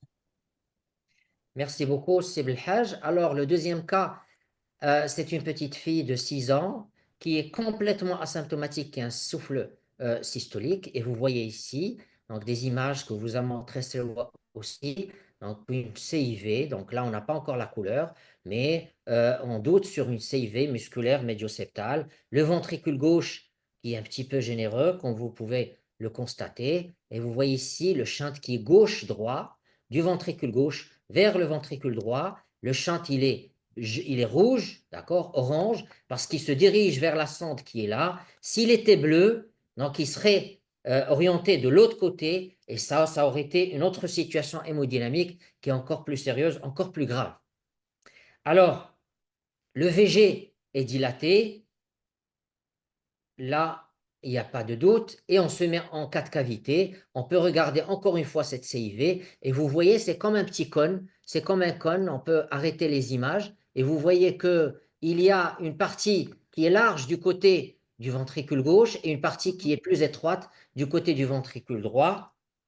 On met la couleur, et vous voyez que le chantre, il se dirige un petit peu comme ça, d'accord, du ventricule gauche vers le ventricule droit. Et comme a dit Siloa tout à l'heure, il faut faire très très attention à la direction du jet parce qu'on peut avoir, il ne faut pas toujours s'attendre à un flux Doppler continu qui est positif de celui de la CIV. On peut avoir des CIV comme ça qui se dirigent vers le VD, ils vont se cogner la tête avec une bandelette musculaire et ils vont se diriger vers la valve tricuspide. Et à ce moment-là, vous allez avoir plutôt un flux négatif au lieu qu'il soit positif. Ça, on le voit assez régulièrement. Voilà, une CIV de 4 mm avec un gradient de pression qui est à 72, un gradient de pression à 72 entre le ventricule gauche et le ventricule droit, une petite IA, une bicuspidie aortique. Et encore une fois, un schéma pour récapituler tout ça. Vous avez, contrairement, comme tout à l'heure, vous avez un gradient de pression à 72 ou 74 entre le ventricule gauche et le ventricule droit. Si votre patient il a une pression en fonction de son âge à 100 mm de mercure, ça lui laisse 26 au niveau du ventricule droit. Et si on n'a pas de sténose pulmonaire, les mêmes 26, on va les retrouver dans l'artère pulmonaire. Ça veut dire que c'est un enfant qui n'est pas en hypertension pulmonaire. Mais c'est un patient qui a un VG qui est dilaté. Donc, en résumé, CIV musculaire médioseptal de 4 mm, type 2A, comme ça a été expliqué très bien tout à l'heure, avec un gradient qui est élevé des pressions pulmonaires normales, mais un VG qui est dilaté à plus de 2 déviations standards, de bonne fonction, une bicuspidie, mais qui ne dérange pas beaucoup, de type 1, left-right, et une petite fuite aortique qui est minime. Alors, le dossier, il a été staffé, et donc, ce patient, il va être proposé pour une fermeture percutanée de la CIV. C'est un type 2A. Il n'y a pas d'hypertension pulmonaire, mais il y a une dilatation du ventricule gauche, je pense. Et puis, c'est une CIV qui est médio-ventriculaire, qui est médio-septale. Et je pense que c'est une indication qui est une bonne indication à une fermeture percutanée. Tu es d'accord, Sylvain? Tout à fait, tout à fait. Voilà. Joli cas aussi. J'ai quelques Merci. questions, du moment que c'est toi qui prends la parole, je vais Et te poser la question. En fait, ça concerne ma présentation, ce que tu as présenté. Est-ce que la CIV périmembraneuse est la seule qui peut se fermer? bon, je Ben, la pense que réponse, non, hein. oui, C'est même la surtout musculaire, celles oui, qui se ferment le plus, ce sont les musculaires. les musculaires, Voilà, oui. c'est essentiellement les musculaires qui sont de petite taille. Ça, on le voit très régulièrement. Après, les périmembraneuses, oui, elles peuvent se Elles peuvent se fermer. fermer. Il y a du tissu tricuspidien qui peut se développer, qui va avoir tendance à fermer cette CIV. Il y a le septomembraneux qui va devenir anévrismal et qui va avoir cette tendance à fermer cette CIV petit à petit. Et ça, on le voit régulièrement. Il y a une question, sincèrement, je ne connais pas la réponse. L'intérêt de l'ibuprofène dans le traitement des CIV. J'ai jamais utilisé dans le Je crois que c'est une petite confusion de notre ami. C'est beaucoup plus les persistances canal artérielles canal artériel. du prématuré. Oui. Je C'est pense. beaucoup plus ça. C'est plutôt pour le canal artériel, mais pour la Pour la CIV, CIV, il y a pas d'indication, il je suis d'accord. n'y a pas d'indication. Et la question qui sort tout le temps, rapport QP-QS, l'intérêt en échocardiographie. Alors, le rapport QPQS, c'est bien de le faire. Donc, c'est pour évaluer un petit peu l'importance du shunt. Et pour avoir une idée, est-ce qu'il y a de l'hyperdébit ou pas? Vous savez que le rapport QPQS est en général aux alentours de 1. C'est le même débit qui va dans l'aorte, c'est le même débit qui va dans l'artère pulmonaire. Quand il y a un shunt comme ça, il y a un premier débit qui va venir de l'oreillette droite vers l'artère pulmonaire, mais il y a un deuxième débit qui va venir de la gauche vers la droite. Ça fait 2 volumes de sang. Et on peut avoir un QP, un débit pulmonaire qui est élevé. Et donc, le QPQS peut être supérieur à 1,5. Ça témoigne tout simplement de l'hyperdébit pulmonaire. D'accord? Ça se fait, on peut le faire dans des cas litigieux quand il s'agit de CIA, mais quand il s'agit de CIV, on le fait exceptionnellement. Donc, mais vraiment, moi, je ne le fais pas, honnêtement. Je ne sais pas si toi, tu le fais, mais, Moi, mais sincèrement, je n'utilise pas le rapport QPQS. Je me contente, c'est-à-dire les autres paramètres, je pense qu'ils sont largement suffisants. Et le QPQS, il est sujet à beaucoup d'erreurs. Donc, si on se base uniquement sur le QPQS pour poser l'indication opératoire ou dire qu'il est au stade des Meiger, peut-être on va se tromper, de la décision thérapeutique, chez les patients. J'adhère entièrement à ce que tu viens de dire, professeur Chalibi. J'ai une question par rapport au cas le premier cas que tu as présenté. Comment différencier dans ton premier cas de Jawet entre cette CIV et un anévrisme de Valsalva avec prolapsus de la sigmoïde antéro-droite? ah, ça, c'est une très bonne question, mais en général, quand on se met correctement en long axe, et bien sûr quand on se met aussi en 5 cavités, et quand on se met aussi en petit axe en passant par l'aorte, on arrive toujours à voir est-ce qu'on est au niveau de la sigmoïde aortique, d'accord? Est-ce que c'est la sigmoïde qui prolabe, ou est-ce que c'est la partie initiale de la racine de l'aorte, c'est le sinus de Valsalva antérodroit qui prolabe. Donc là, tu as le plan de l'anneau aortique, tu as ce qui est en amont. Alors, si ça prolabe en amont, c'est la valve, c'est le fait antérodroit. Si ça prolapse, ce qui est en aval, c'est beaucoup plus le sinus de valsalva antérodroit. Alors, 4 mois, nourrissant, 4,6 kg. Bon, déjà, il est un petit peu en perte de poids. Un tirage sous-costal, comme ça a été dit tout à l'heure, un retard staturopondéral. Et vous voyez ici, donc, un ventricule gauche qui est dilaté. Une CIV qui est plutôt, je dirais, musculaire haute, donc qui est assez large. On revoit encore dans cette coupe. Il faut essayer en échographie, pour les échographistes qui nous écoutent, il ne faut jamais avoir des coupes figées et des images figées. Il faut toujours bouger votre sonde, d'accord, dans tous les sens. Il faut essayer d'aller antérieur, postérieur, à droite, à gauche. C'est comme ça que vous allez avoir une idée sur l'anatomie de votre CIV. Et là, vous avez une CIV qui fait 6 à 7 mm, encore une fois. Et vous êtes frappé aussi par cette valve mitrale où vous avez des cordages qui sont élongés un petit peu, une valve qui est un petit peu en hamac. Voilà, cette valve qui fait un petit peu le tour comme ça. Mais ce n'est pas ça notre sujet d'aujourd'hui. Donc, il y a un gradient de pression qui est à 8. Donc, on va le prendre en considération, le gradient sur la valve mitrale. Regardez, je suis sur la valve mitrale, le flux antérograde entre l'oreille gauche et le ventricule gauche. Et donc, c'est un gradient moyen qui est à 8. Retenez-le. Et voilà, vous avez un VG qui est à 28 de diamètre diastolique pour une petite fille de 4,5 kg. Donc, il y a un petit canal artériel, je ne sais pas si vous le voyez ici. Il est vraiment minuscule, mais ouais. voilà, du fait de l'augmentation des pressions à droite, donc il n'y a pas vraiment le flux typique du canal artériel parce que les pressions à droite sont élevées. Alors, je récapitule. Vous avez un flux entre le ventricule gauche et le ventricule droit qui est de faible vitesse. Donc, on n'arrive pas à voir la courbe de la CIV en doigt de gant. Vous avez un flux sur le canal artériel qui est vraiment très, très faible vitesse, encore une fois. Et vous avez un gradient de pression moyen entre l'oreille gauche et le ventricule gauche à travers le rétrécissement mitral qui est à 8. Qu'est-ce que ça veut dire tout ça? Ça veut dire que si vous avez une pression systolique au bras chez cet enfant de 4 mois et demi à 85 mm de mercure, s'il n'y a pas de sténose aortique, vous avez 85 au niveau du VG. Et s'il n'y a pas de gradient, pratiquement pas de gradient, ou de l'ordre de 10 sur la CIV, vous avez 70 au niveau du ventricule droit. Et s'il n'y a pas de sténose pulmonaire, vous avez les 70, vous allez le retrouver au niveau de l'artère pulmonaire. Le même cheminement, le même raisonnement, vous pouvez le faire avec le canal artériel. Vous avez 85 ici, vous avez 5 ou 10 sur le canal artériel, très faible vitesse, et vous avez 70 sur l'artère pulmonaire. Donc cet enfant de 4 mois et de 4,5 kg, il est en forte hypertension artérielle pulmonaire. Ce que je voulais vous dire à travers ce schéma, c'est que ce gradient de pression sur la valve mitrale est très probablement majoré.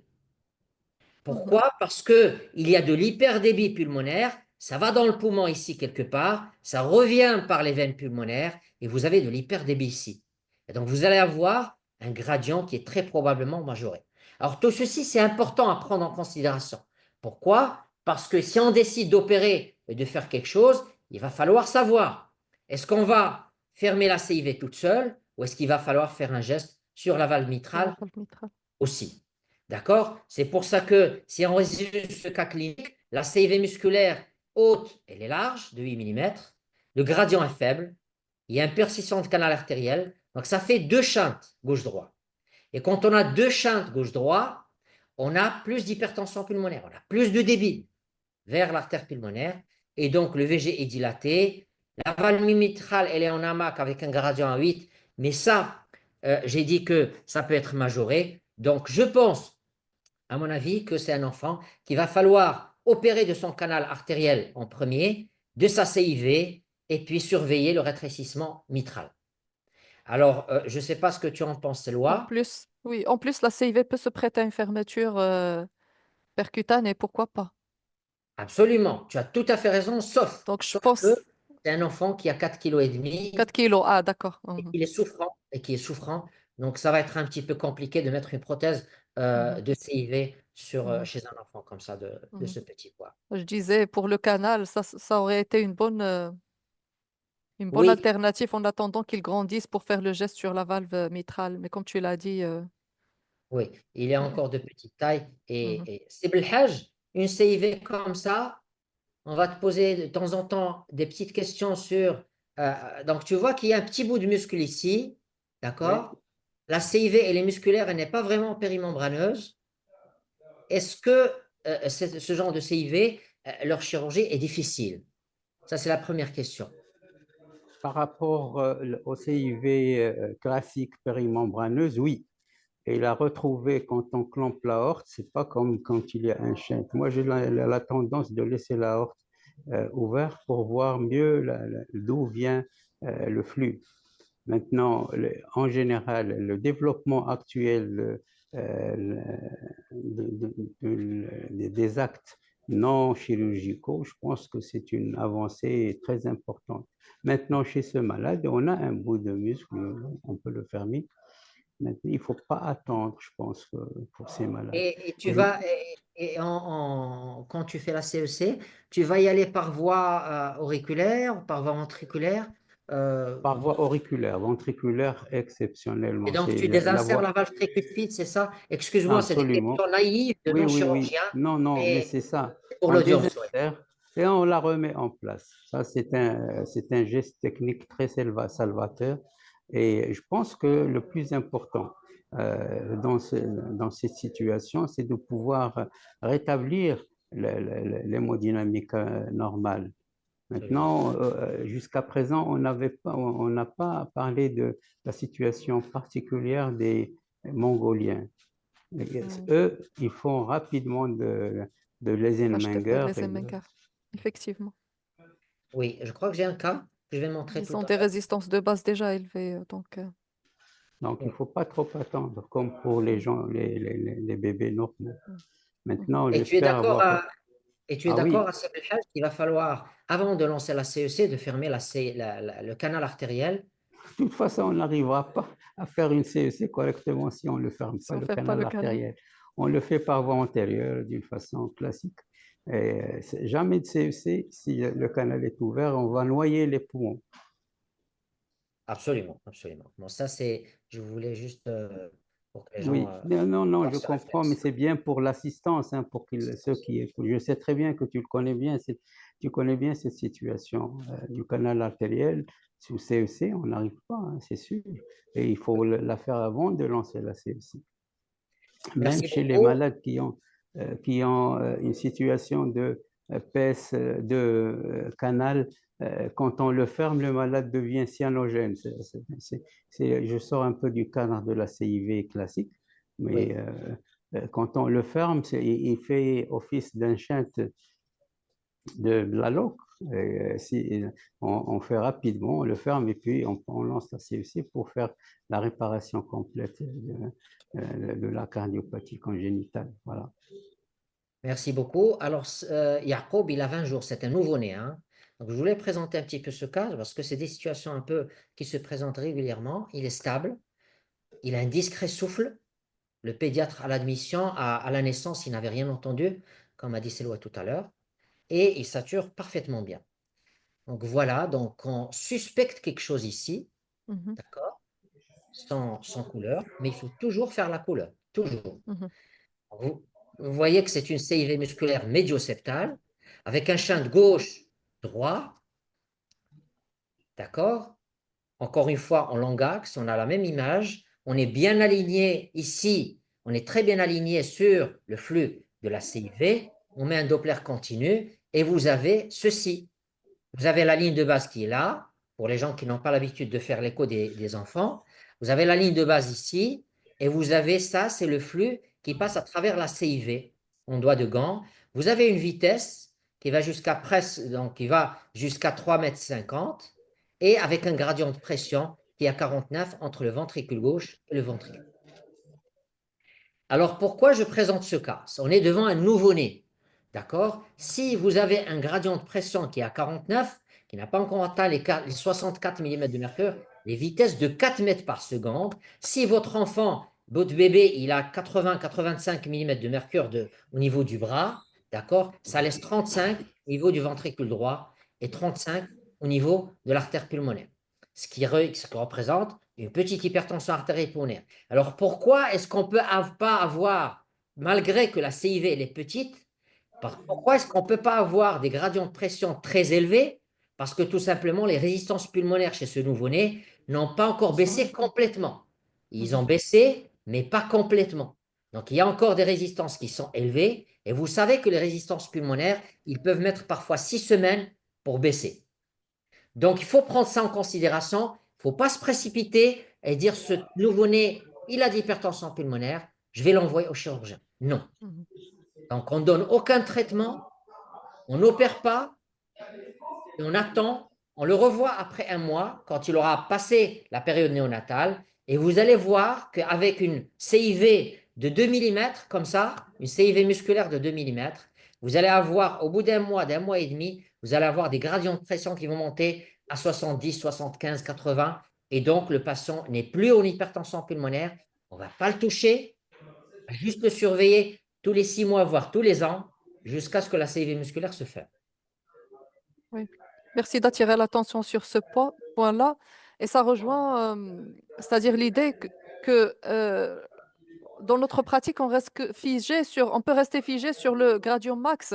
Quand il dépasse 4 mètres, on est tranquille. Moins de 4 mètres, peut-être la CIV est large. Peut-être ces paramètres, ils sont valables chez l'adulte, mais pas chez l'enfant. Parce que si vous prenez le même cas, si c'est ces mêmes mesures chez un adulte, peut-être l'HTP va être élevé parce que la pression artérielle chez un adulte, c'est 120-130 mm de mercure, alors que chez un nouveau-né, c'est 80.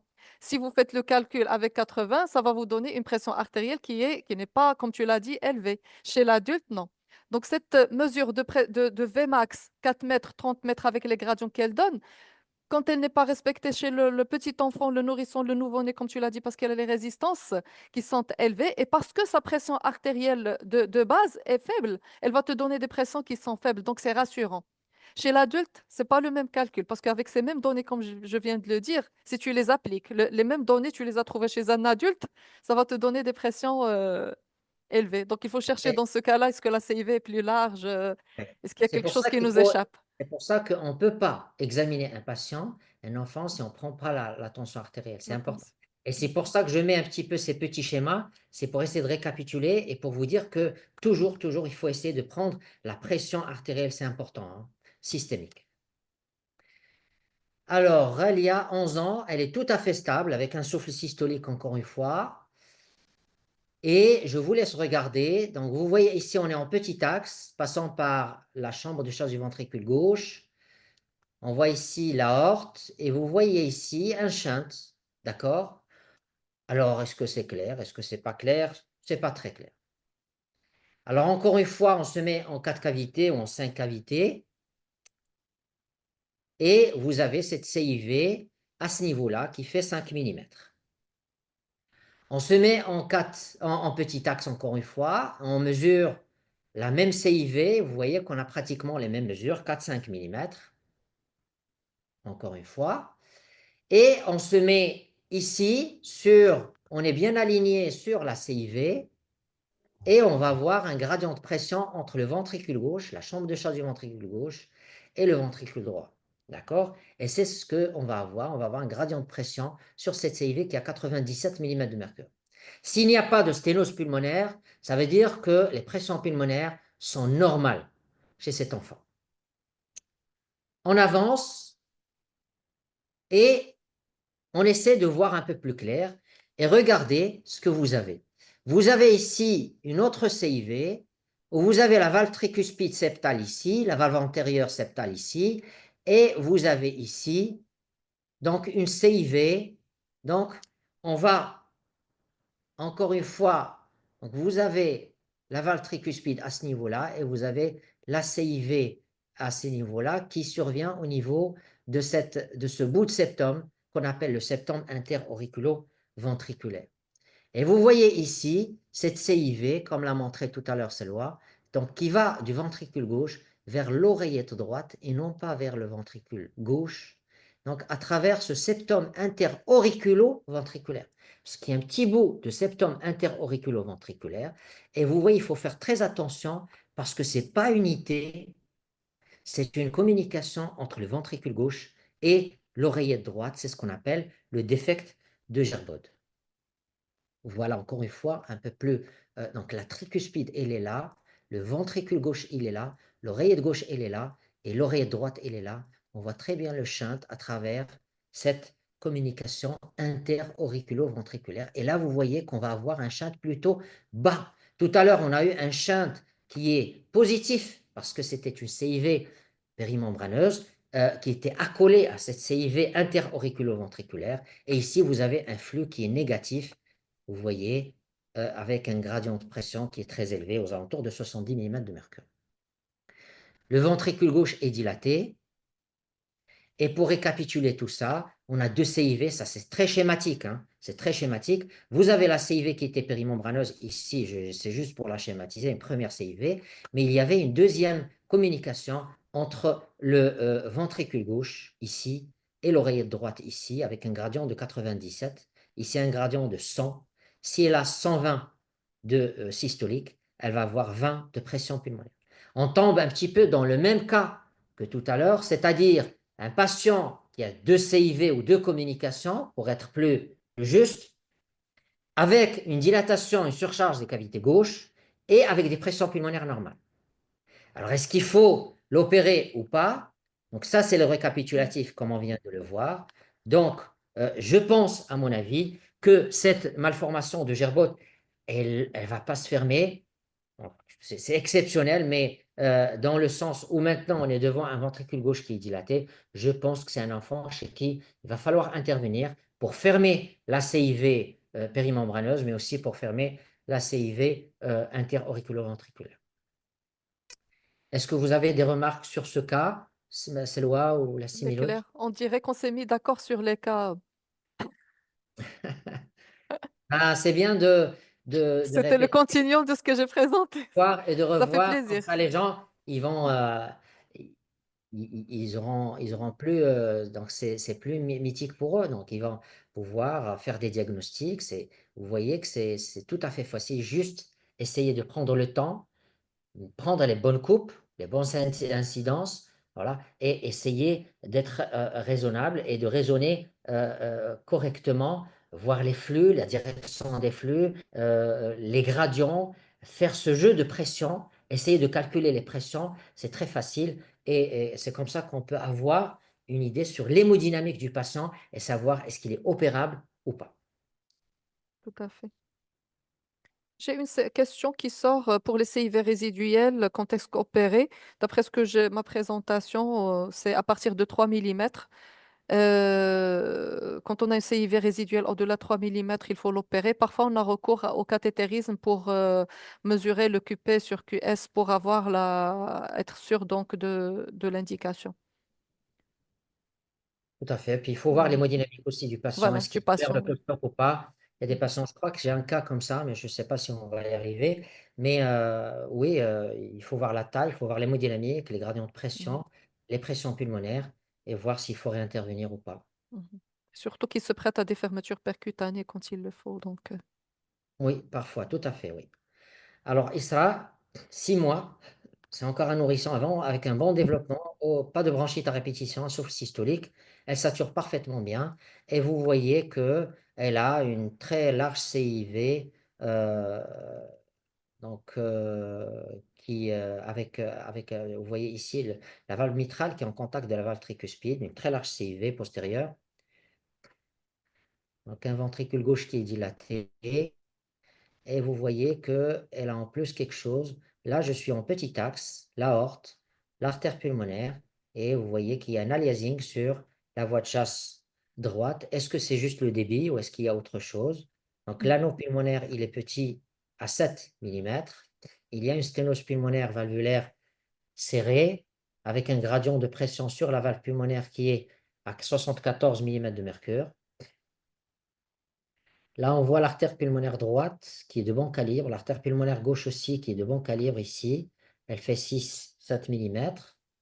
Et encore une fois, donc, je voulais présenter ce cas pour essayer de voir avec vous ce jeu de pression, pour que vous ayez cette notion de calculer les pressions, de jouer avec les gradients de pression, avec les vitesses, c'est important.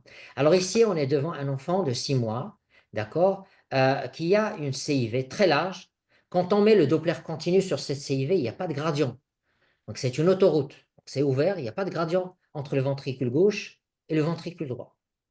D'accord? Si elle a 85 ou 90 sur l'aorte, elle va avoir 80 sur le ventricule droit. Et s'il n'y a pas de sténose pulmonaire, on va avoir les 80 ici. Mais sauf que ici, vous avez vu qu'elle a un gradient de pression sur la valve pulmonaire qui a 74. Donc si on a 74 de gradient, ça veut dire que 80 moins 74, ça veut dire que les pressions dans l'artère pulmonaire sont très basses. D'accord? Donc cette petite fille, elle a une CIV très large. Elle a des pressions pulmonaires basses. Elle a une sténose pulmonaire serrée. Elle n'a pas de retard saturopondéral, même si la CIV est très large, parce que les poumons sont protégés. Elle n'a pas de grosse, elle n'est pas très, très, très symptomatique. Elle est stable, cette petite fille. Pourquoi? Parce que les poumons sont protégés par cette sténose pulmonaire. Alors maintenant, si on résume, CIV très large, sténose pulmonaire, sous-valvulaire et surtout valvulaire très serrée, des artères pulmonaires de bon calibre, il n'y a pas d'hypertension pulmonaire. Alors, est-ce qu'il faut opérer cette petite fille à l'âge de 6 mois? Ça se discute. On peut l'opérer, on peut attendre l'âge d'un an, mais je pense que c'est une petite fille qui sera amenée à être opérée. D'accord avec cette attitude? Effectivement, effectivement. Alors, Je ne sais pas, professeur Miloud, qu'est-ce qu'il pense? je voudrais juste surtout lui poser la question. C'est Belhaj, tu es là? Si tu peux allumer ton micro. Bien sûr, je suis là. Bon, attendre quoi? C'est ça le problème. Il faut voir le ventricule. Est-ce qu'il souffre ou pas? Son ventricule, est-ce qu'il a augmenté de volume? Et si le problème est résolu, donc je pense que du côté chirurgical, il n'y a pas de problème. On peut attendre, mais c'est à vous de décider si le ventricule droit souffre, s'il y a un problème, parce que une sténose sur l'artère pulmonaire, c'est quelque chose qui protège le cœur, les poumons, mais le cœur souffre. Oui. Je ne sais pas si vous avez, si tu es d'accord avec moi, mais moi, de toute façon, du point de vue chirurgical, il n'y a pas de problème. Maintenant, le problème qui se pose, c'est-à-dire la solution, c'est celle où il faut lever l'obstacle pulmonaire, fermer la CIV, ou rester en attendant, est-ce que le ventricule droit va souffrir ou pas? Et dis-moi, d'habitude, quand vous faites un CEC comme ça, tu commences par tu commences par la valve pulmonaire ou bien la résection du muscle sous-pulmonaire ou bien tu commences par la CIV? C'est-à-dire que si le tronc de l'artère pulmonaire est suffisant, on commence par dilater la valve pulmonaire et faire la résection musculaire. Maintenant, si elle est petite, on ouvre, je pense qu'il faudrait ouvrir pour libérer le passage vers les poumons. Mais en général, oui. C'est-à-dire que si tu as un tronc de l'artère pulmonaire qui est de bon calibre, tu vas essayer de tout faire. Tu vas essayer de tout faire par voie transvalvulaire pulmonaire. Excuse-moi, c'est-à-dire, voilà, non, si c'est tout dépend de ce qu'on trouve. Je pense que ce patient, s'il a un tronc d'artère pulmonaire normal, on peut faire ça à travers passer à travers la tricuspide pour faire le ménage, le passage vers le tronc de l'artère pulmonaire et dilater la valve pulmonaire. Et ça se passe bien. J'ai des cas comme ça que je peux te transmettre par la suite. Et ça évolue. S'il vous plaît, est-ce que vous pouvez couper votre micro? Monsieur Anas Ayad, est-ce que vous pouvez couper votre micro? Merci, merci beaucoup. C'est gentil, merci beaucoup. Moi, j'ai une patiente qu'on avait dilatée récemment. Elle est de Marrakech. Et puis une autre qui vient de Mauritanie. Dilatation transvalvulaire, c'est-à-dire percutanée, mais il n'y a pas de réaction infundibulaire pulmonaire. pas de Mhm. réaction. Ok, tu voulais dire quelque chose, Selwa? Juste quand il n'y a pas d'urgence chirurgicale, comme c'est le cas de cet enfant, quel est le poids idéal pour vous pour opérer les patients? À partir de 4 kilos, moi, je pense 4 que ça kilos. Vous êtes serait à l'aise 4 kilos. pour une cure Ah totale? oui, ah oui, oui, oui. 4 Ouais, ouais, kilos, je c'est pense. bon. Ouais. Mais pour le plus, c'est encore mieux. Mais 4 Mhm. déjà, c'est bon. À Il y a partir pas de de 4, problème. vous êtes à Ouais. l'aise. Faut dire qu'on a de la Très bien. chance, hein, de vivre ce qu'on est en train de vivre. Je me permets d'ouvrir une petite parenthèse parce que moi, j'ai commencé la cardiologie en 91. Bon, il y a des gens au Sibel Hajj bien avant moi, bien entendu, et on ne pouvait pas faire des trucs comme ça. Il Mhm. était inimaginable d'opérer des patients L'âge avec de un 4 poids kilos. 2,5 kg, 3 kilos, 4 kilos. Maintenant, on a vraiment une chance, hein, c'est vraiment une chance. Voilà, Mhm. je ferme la parenthèse. Alors, Yarkout, elle a 11 mois, elle est trisomique 21, elle est gênée avec un tirage sous-costal, une cardiomégalie, de l'hypervascularisation pulmonaire, vous pouvez me croire. Voilà, donc ici, on voit passer de temps en temps une CIV à ce niveau-là. Musculaire Voilà, ce que je antérieur. disais tout à l'heure, il faut multiplier les incidences et les coupes, d'accord? C'est très important. Là, je passe en antérieur, en postérieur. Tantôt, je regarde une coupe qui va passer par la tricuspide, tantôt par la valve mitrale. Et c'est comme ça que je découvre un petit peu cette CIV. Vous voyez qu'elle est très large, la CIV. Elle est extrêmement large. Mhm. Voilà, encore une fois, la CIV, elle est vraiment très large, donc il faut. Et je pense qu'elle aussi, elle est musculaire. Regardez, quand je me mets en petit axe, on la voit dans le muscle. Vous voyez, je suis Mhm. coupe du VG et vous voyez que de temps en temps, on voit très bien cette CIV qui est très large et qui est musculaire. Encore une fois. Alors, regardez cet aplatissement du septum interventriculaire, dilatation du ventricule droit. Alors, comme a dit Selwa tout à l'heure, donc là, je pense qu'on est à quel âge? On est à 11 mois. 11 mois. 11 Mhm. mois pour avoir cette image-là. Pour avoir cette image-là, ça veut dire qu'il y a autre chose, hein, qui dilate le ventricule droit, qui augmente les pressions à droite, d'accord? Et ce qu'elle a, cette petite fille, c'est qu'elle a une CIA associée. Vous la voyez ici, une CIA Mhm. qui est large, ostium secundum. On la revoit ici en coupe sagittale. Vous la voyez ici en coupe entre les veines caves. Oh, très bien. Donc, désolé. Donc, je vous montre des images qu'on voit et c'est des enfants qui bougent, Qui d'accord? pleure. Mais on arrive à Mhm. voir la CIA. La CIA, elle est là, elle fait 15 millimètres, elle n'est pas du tout petite. Mhm. Avec la CIV, regardez ici, la CIV, elle n'est pas très très véloce, hein. Donc vous Mhm. voyez que le shunt, on le voit à peine. Pourquoi? Parce que la CIV est très large et il y a une égalisation des pressions. Et donc vous allez voir, vous n'allez pas avoir les flux qu'on a vu tout à l'heure avec la CIV musculaire. Donc là, il y a vraiment une égalisation. Ça veut dire que les pressions à droite sont extrêmement élevées s'il n'y a pas de sténose pulmonaire.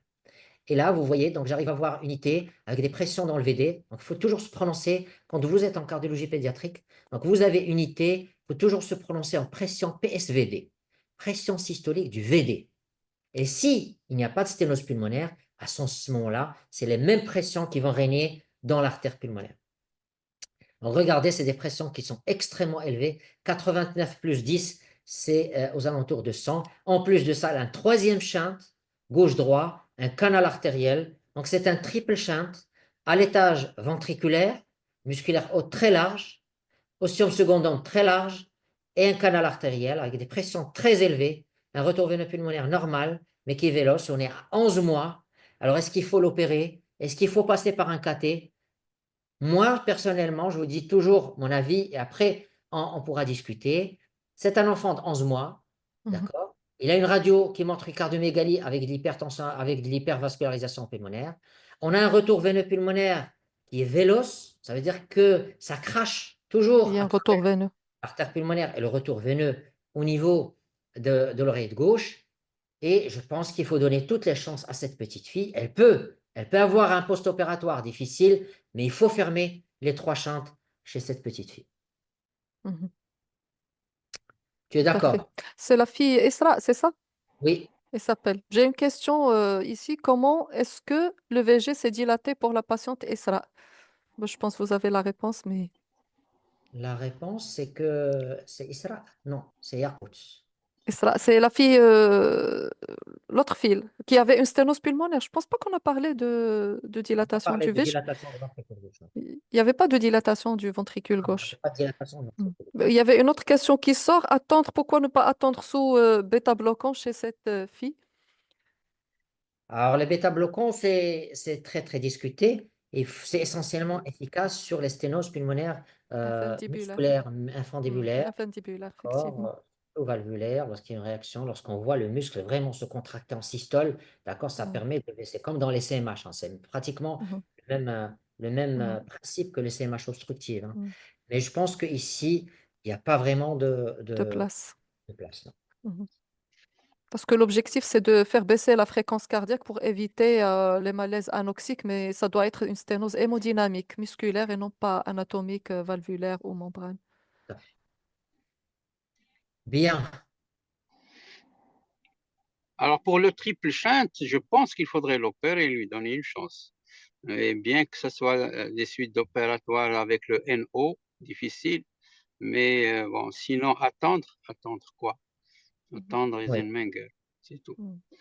Non, pas attendre, mais je voulais dire, est-ce qu'il faut passer par un cathé? Ouais, Mais cathé. bon, je pense que dans ce genre de situation, si elle avait 4 ans, 5 ans, je pense qu'on serait passé par un cathé. Si elle avait de l'hypovascularisation pulmonaire en périphérie, je pense qu'on serait un peu plus prudent.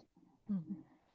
Alors, ça, c'est une observation un peu malheureuse d'une patiente de 24 ans qui a été opérée en 2016, à l'âge de 16 ans, pour une CIV. Donc, c'est ce qu'on disait tout à l'heure. Il faut faire très, très attention à ces patients-là avant de les envoyer se faire opérer. Elle a été opérée à l'âge de 16 ans pour une CIV. Et avant l'opération, la maman, elle me dit qu'elle était déjà cyanosée et qu'il n'y avait pas de cathé qui a été fait. Opérer une CIV à l'âge de 16 ans qui est bleue, c'est difficile, hein. Il ne faut pas le faire. Il faut pas le faire. Mm. S'il y a un message à faire passer ce soir, c'est qu'il ne faut pas faire ce genre de truc. Il faut absolument passer par un cathé. Et la maman, elle me rapporte qu'en post-opératoire, c'était très difficile. Elle restait très longtemps en réanimation, mais elle a survécu. Moi, je l'ai vue la première fois en 2023. Elle faisait des syncopes avec un mauvais état général, avec une saturation quand même au repos qui était à 98. Elle avait un axe droit, de l'hypertrophie ventriculaire droite à l'ECG, et vous voyez cette dilatation très importante des cavités droites, le ventricule gauche qui commence à dysfonctionner aussi, et on a une petite IP, voilà, ça c'est le tronc de l'artère pulmonaire, l'aorte qui est à ce niveau. Et on a des pressions dans l'artère pulmonaire moyenne qui sont aux alentours de 85 et des pressions diastoliques qui sont aux alentours de 52 plus 15, ça lui fait 67 mm de mercure de diastolique. Mhm. L'IT est majeure, très importante, avec une SOR qui est à 0,2. Des pressions, regardez, des pressions pulmonaires non, ça c'est la SOR. L'anneau pulmonaire, l'anneau tricuspide qui est dilaté, les pressions systoliques qui sont très très élevées à plus de 100 mm de mercure. Il n'y a pas de CIV résiduel. Donc cet enfant n'a plus de CIV résiduel. Elle a des valves tricuspides qui sont rétractées. Elle a une dysfonction du ventricule droit. Donc en résumé, il n'y a pas de CIV. On est dans une situation actuelle où cette jeune dame, elle a des pressions qui sont extrêmement élevées, dysfonction de VD, dilatation des cavités droites, unité importante. Donc tous les critères de mauvais pronostic. Le message que je voulais passer à travers ce cas clinique, c'est que, heureusement, encore heureusement pour cette petite fille, parce elle est sortie de pompe. Hein, tu es d'accord, Mm. Assib El Haj? Ce genre de patients, ils ne sortent pas de pompe en général, Mm. ils décèdent. Donc, lorsque Mhm. vous avez des pressions très élevées, lorsque vous avez des patients qui sont d'un certain âge, lorsque vous avez une radio qui montre de l'hypertension pulmonaire avec de l'hypovascularisation, lorsque vous avez un retour veineux pulmonaire qui est peu véloce, lorsque vous avez un enfant, un patient qui est cyanosé à l'effort ou même au repos, il faut faire très très attention. Il faut obligatoirement passer par un cathé. Tu es d'accord, c'est loin. Tout à fait d'accord. C'est des cas, comme tu l'as dit, des cas malheureux qu'on peut vivre Qu'est-ce que tu penses d'une septostomie pour soulager le VD dans ces situations? Ça peut se faire. Je pense que cette jeune fille, il faut absolument lui faire un cathé. D'accord? Même maintenant, il faut lui faire un cathé pour essayer de voir si on peut la mettre sous Bosantan, qui a Voilà. montré une certaine efficacité, pas sur la mortalité, mais sur la baisse des résistances vasculaires pulmonaires, le test de Mhm. 6 minutes de marche, un certain nombre de paramètres, le débit cardiaque, et voir si on peut la mettre sous inhibiteur de l'endothéline, sur Bosantan. Bosantan. Et Mhm. quand tu dis, bon, on peut tenter une atrioseptectomie, mais Pour soulager le VD, est-ce qu'elle peut-être. va supporter la chirurgie ou pas, je suis Mhm. pas très sûr. Le post-op va être extrêmement difficile. Et deuxièmement, on va, bien sûr, on va la mettre en cyanose, elle va Mhm. désaturer, avec les Surtout risques, bien avec l'été. entendu, les risques d'abcès de cerveau, les risques Mhm. d'embolie paradoxale et autres. Ouais. Alors, est-ce qu'on a encore le temps pour ajouter? Je voulais vous présenter un cas, voilà, de cette petite fille. Elle a 7 ans et demi. Elle avait une CIV périmembraneuse, je la suivais, donc, qui était partiellement fermée par un anévrisme avec un gradient à 97. Tout se passait bien, comme toutes les CIV périmembraneuses de type 1, comme tu l'as très bien montré tout à l'heure. Maladie de Roger. Et puis un beau jour, elle vient avec de la fièvre. Elle vient, elle n'est pas bien, avec une très grosse végétation sur la valve tricuspide. Et il n'y a pas que ça. Bon, on voit la CIV qui est vélose. Regardez cette couleur, cette aliasing sur la CIV. Mhm. Ça témoigne que la CIV, elle est petite, c'est pas comme tout à l'heure, hein. Mhm. Donc, il y a un véritable gradient de pression entre le VG et le VD. Mhm. S'il vous plaît, si vous pouvez éteindre votre micro, s'il vous plaît. Merci. Pardon, c'est ici. Alors, la CIV, elle est petite, elle est fait 2 mm, elle est toute petite. Le gradient, il est élevé, donc ça veut dire que les pressions ne sont pas très élevées au niveau pulmonaire. Et ce qu'il y a, c'est que cette petite fille, elle se retrouve avec une IT, avec l'endocardite bactérien qui a détruit sa valve tricuspide, elle se retrouve avec une IT majeure. Et bien entendu, cette petite fille a été opérée en 2020 avec un excellent résultat. Il n'y a plus de CIV résiduel, une microfuite tricuspidienne, un RT qui est moyennement serré avec un gradient Ah, ODVD c'est bien. qui est à 3, d'accord? Il n'y a pas d'insuffisance aortique et les ventricules sont de bonne fonction. Donc, un cas qui est plutôt pour dire que donc, le message qu'il faut passer ici, c'est qu'il faut avoir une bonne hygiène bucco-dentaire. C'est très important devant toutes ces IV. Alors, est-ce que c'est une cardiopathie devant laquelle il va falloir faire de la prophylaxie? C'est pas sûr. Les 3 cardiopathies congénitales chez lesquelles on doit faire de la prophylaxie par antibiothérapie, ce sont les prothèses, ce sont les patients qui ont déjà fait une endocardite et ce sont les patients qui sont cyanosés. Ce Aussi. n'est pas le cas ici, Et mais les traitements palliatifs aussi. voilà. Mhm. Et j'insisterai essentiellement sur l'hygiène bucco-dentaire. Mhm. Le deuxième message à travers cette observation, c'est que les patients, alors supposons que cette petite fille n'avait pas d'IT majeure, je pense qu'il va falloir fermer sa CIV, hein. Mhm. Parce que tu l'as dit tout à l'heure, Mhm. dans les indications opératoires, même avec un Roger qui a fait une Mhm. endocardite bactérienne, je pense que ça peut être une C'est une indication. indication chirurgicale, tout à fait. Parce que elle est à haut risque d'endocardite. Et le fait qu'elle est sortie de l'affaire la première fois, probablement, ça ne va pas être le cas pour la deuxième.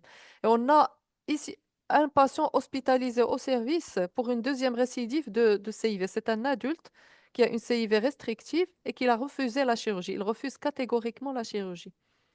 Oui, Il est en réanimation maintenant parce que, il a fait une forme sévère d'endocardite infectieuse. Il est transféré au service parce que oui, ça tourne vraiment mal pour lui. Donc, il ne faut oui. pas sous-estimer les endocardites infectieuses. Ça passe une fois Après, ça et passe pas. voilà. Et il a de la chance, la fille, elle a préservé sa valve tricuspide avec la grosse végétation que j'ai vue. Je me suis dit, il va se retrouver avec une bioprothèse. D'accord, d'accord. J'étais sûre que tu vas parler d'une bioprothèse par la suite. Ben, elle a de la chance. Voilà. Alors, un dernier cas, si vous voulez. Alors, un dernier cas, 20 mois, dyspnée, tirage sous-costal, retard staturo-pondéral. Donc, tous les éléments en faveur d'un gros shunt, d'un hyperdébit. Et vous voyez qu'il y a une grosse CIV. Et qu'est-ce que vous voyez dans cette image? Alors, je vais vous dire, donc vous voyez qu'il y a un cordage de la valve tricuspide qui traverse la CIV et qui va s'insérer dans le ventricule gauche. C'est ce qu'on appelle un straddling de la valve tricuspide.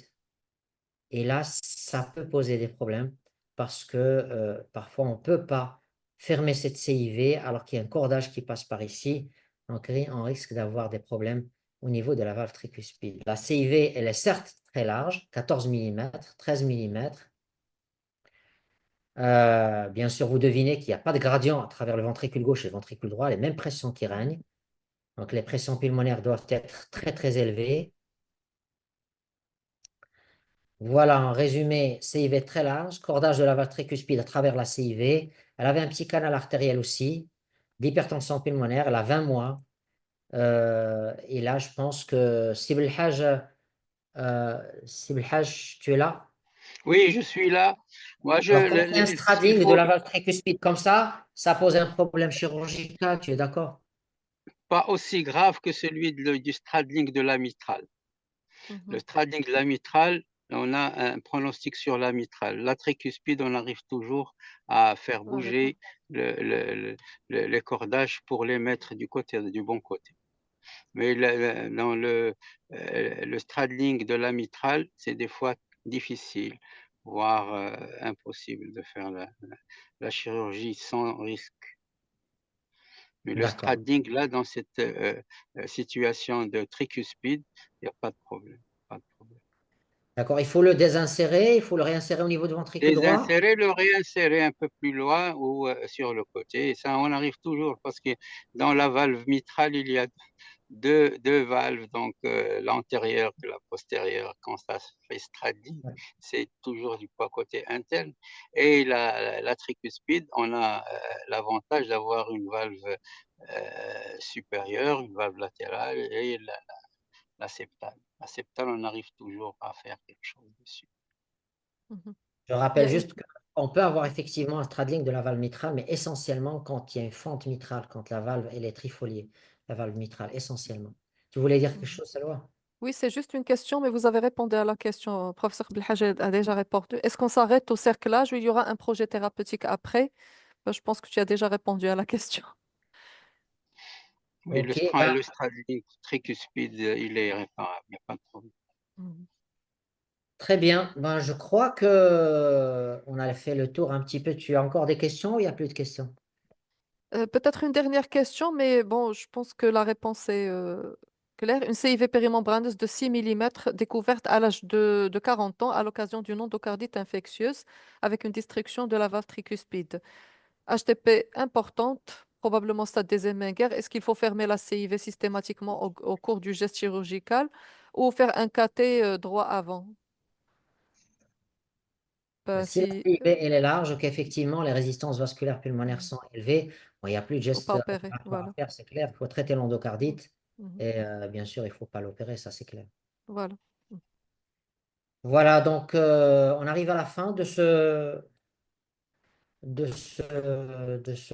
cours sur les CIV. J'espère que vous avez pu profiter un petit peu de la présence de nos deux experts, le professeur Al-Karimi, que je remercie infiniment, brillante cardiologue pédiatre qui nous l'a montré encore ce Plaisir est à soir, moi. de très très belles images, et le professeur Belhaj Miloud, notre maître et notre aîné, et bien sûr avec une expérience inestimable. J'ai eu le plaisir et l'honneur de travailler avec lui un certain moment et c'était un plaisir donc de travailler avec Sib El Hadj. Voilà, donc il me reste qu'à remercier tous les amis qui ont assisté avec nous, Assister. Oui. à remercier aussi Sabine et Medtraining pour leur soutien pour la réalisation de ce cours et de ce webinaire. Je vous donne rendez-vous le lundi 23 décembre à 19 h pour un troisième cours sur les persistance de canal artériel. D'ici là, je vous souhaite voilà, une bonne fin de semaine et une bonne soirée. Merci. Allez, à très bientôt. Merci beaucoup. Au revoir. Au Au revoir. revoir.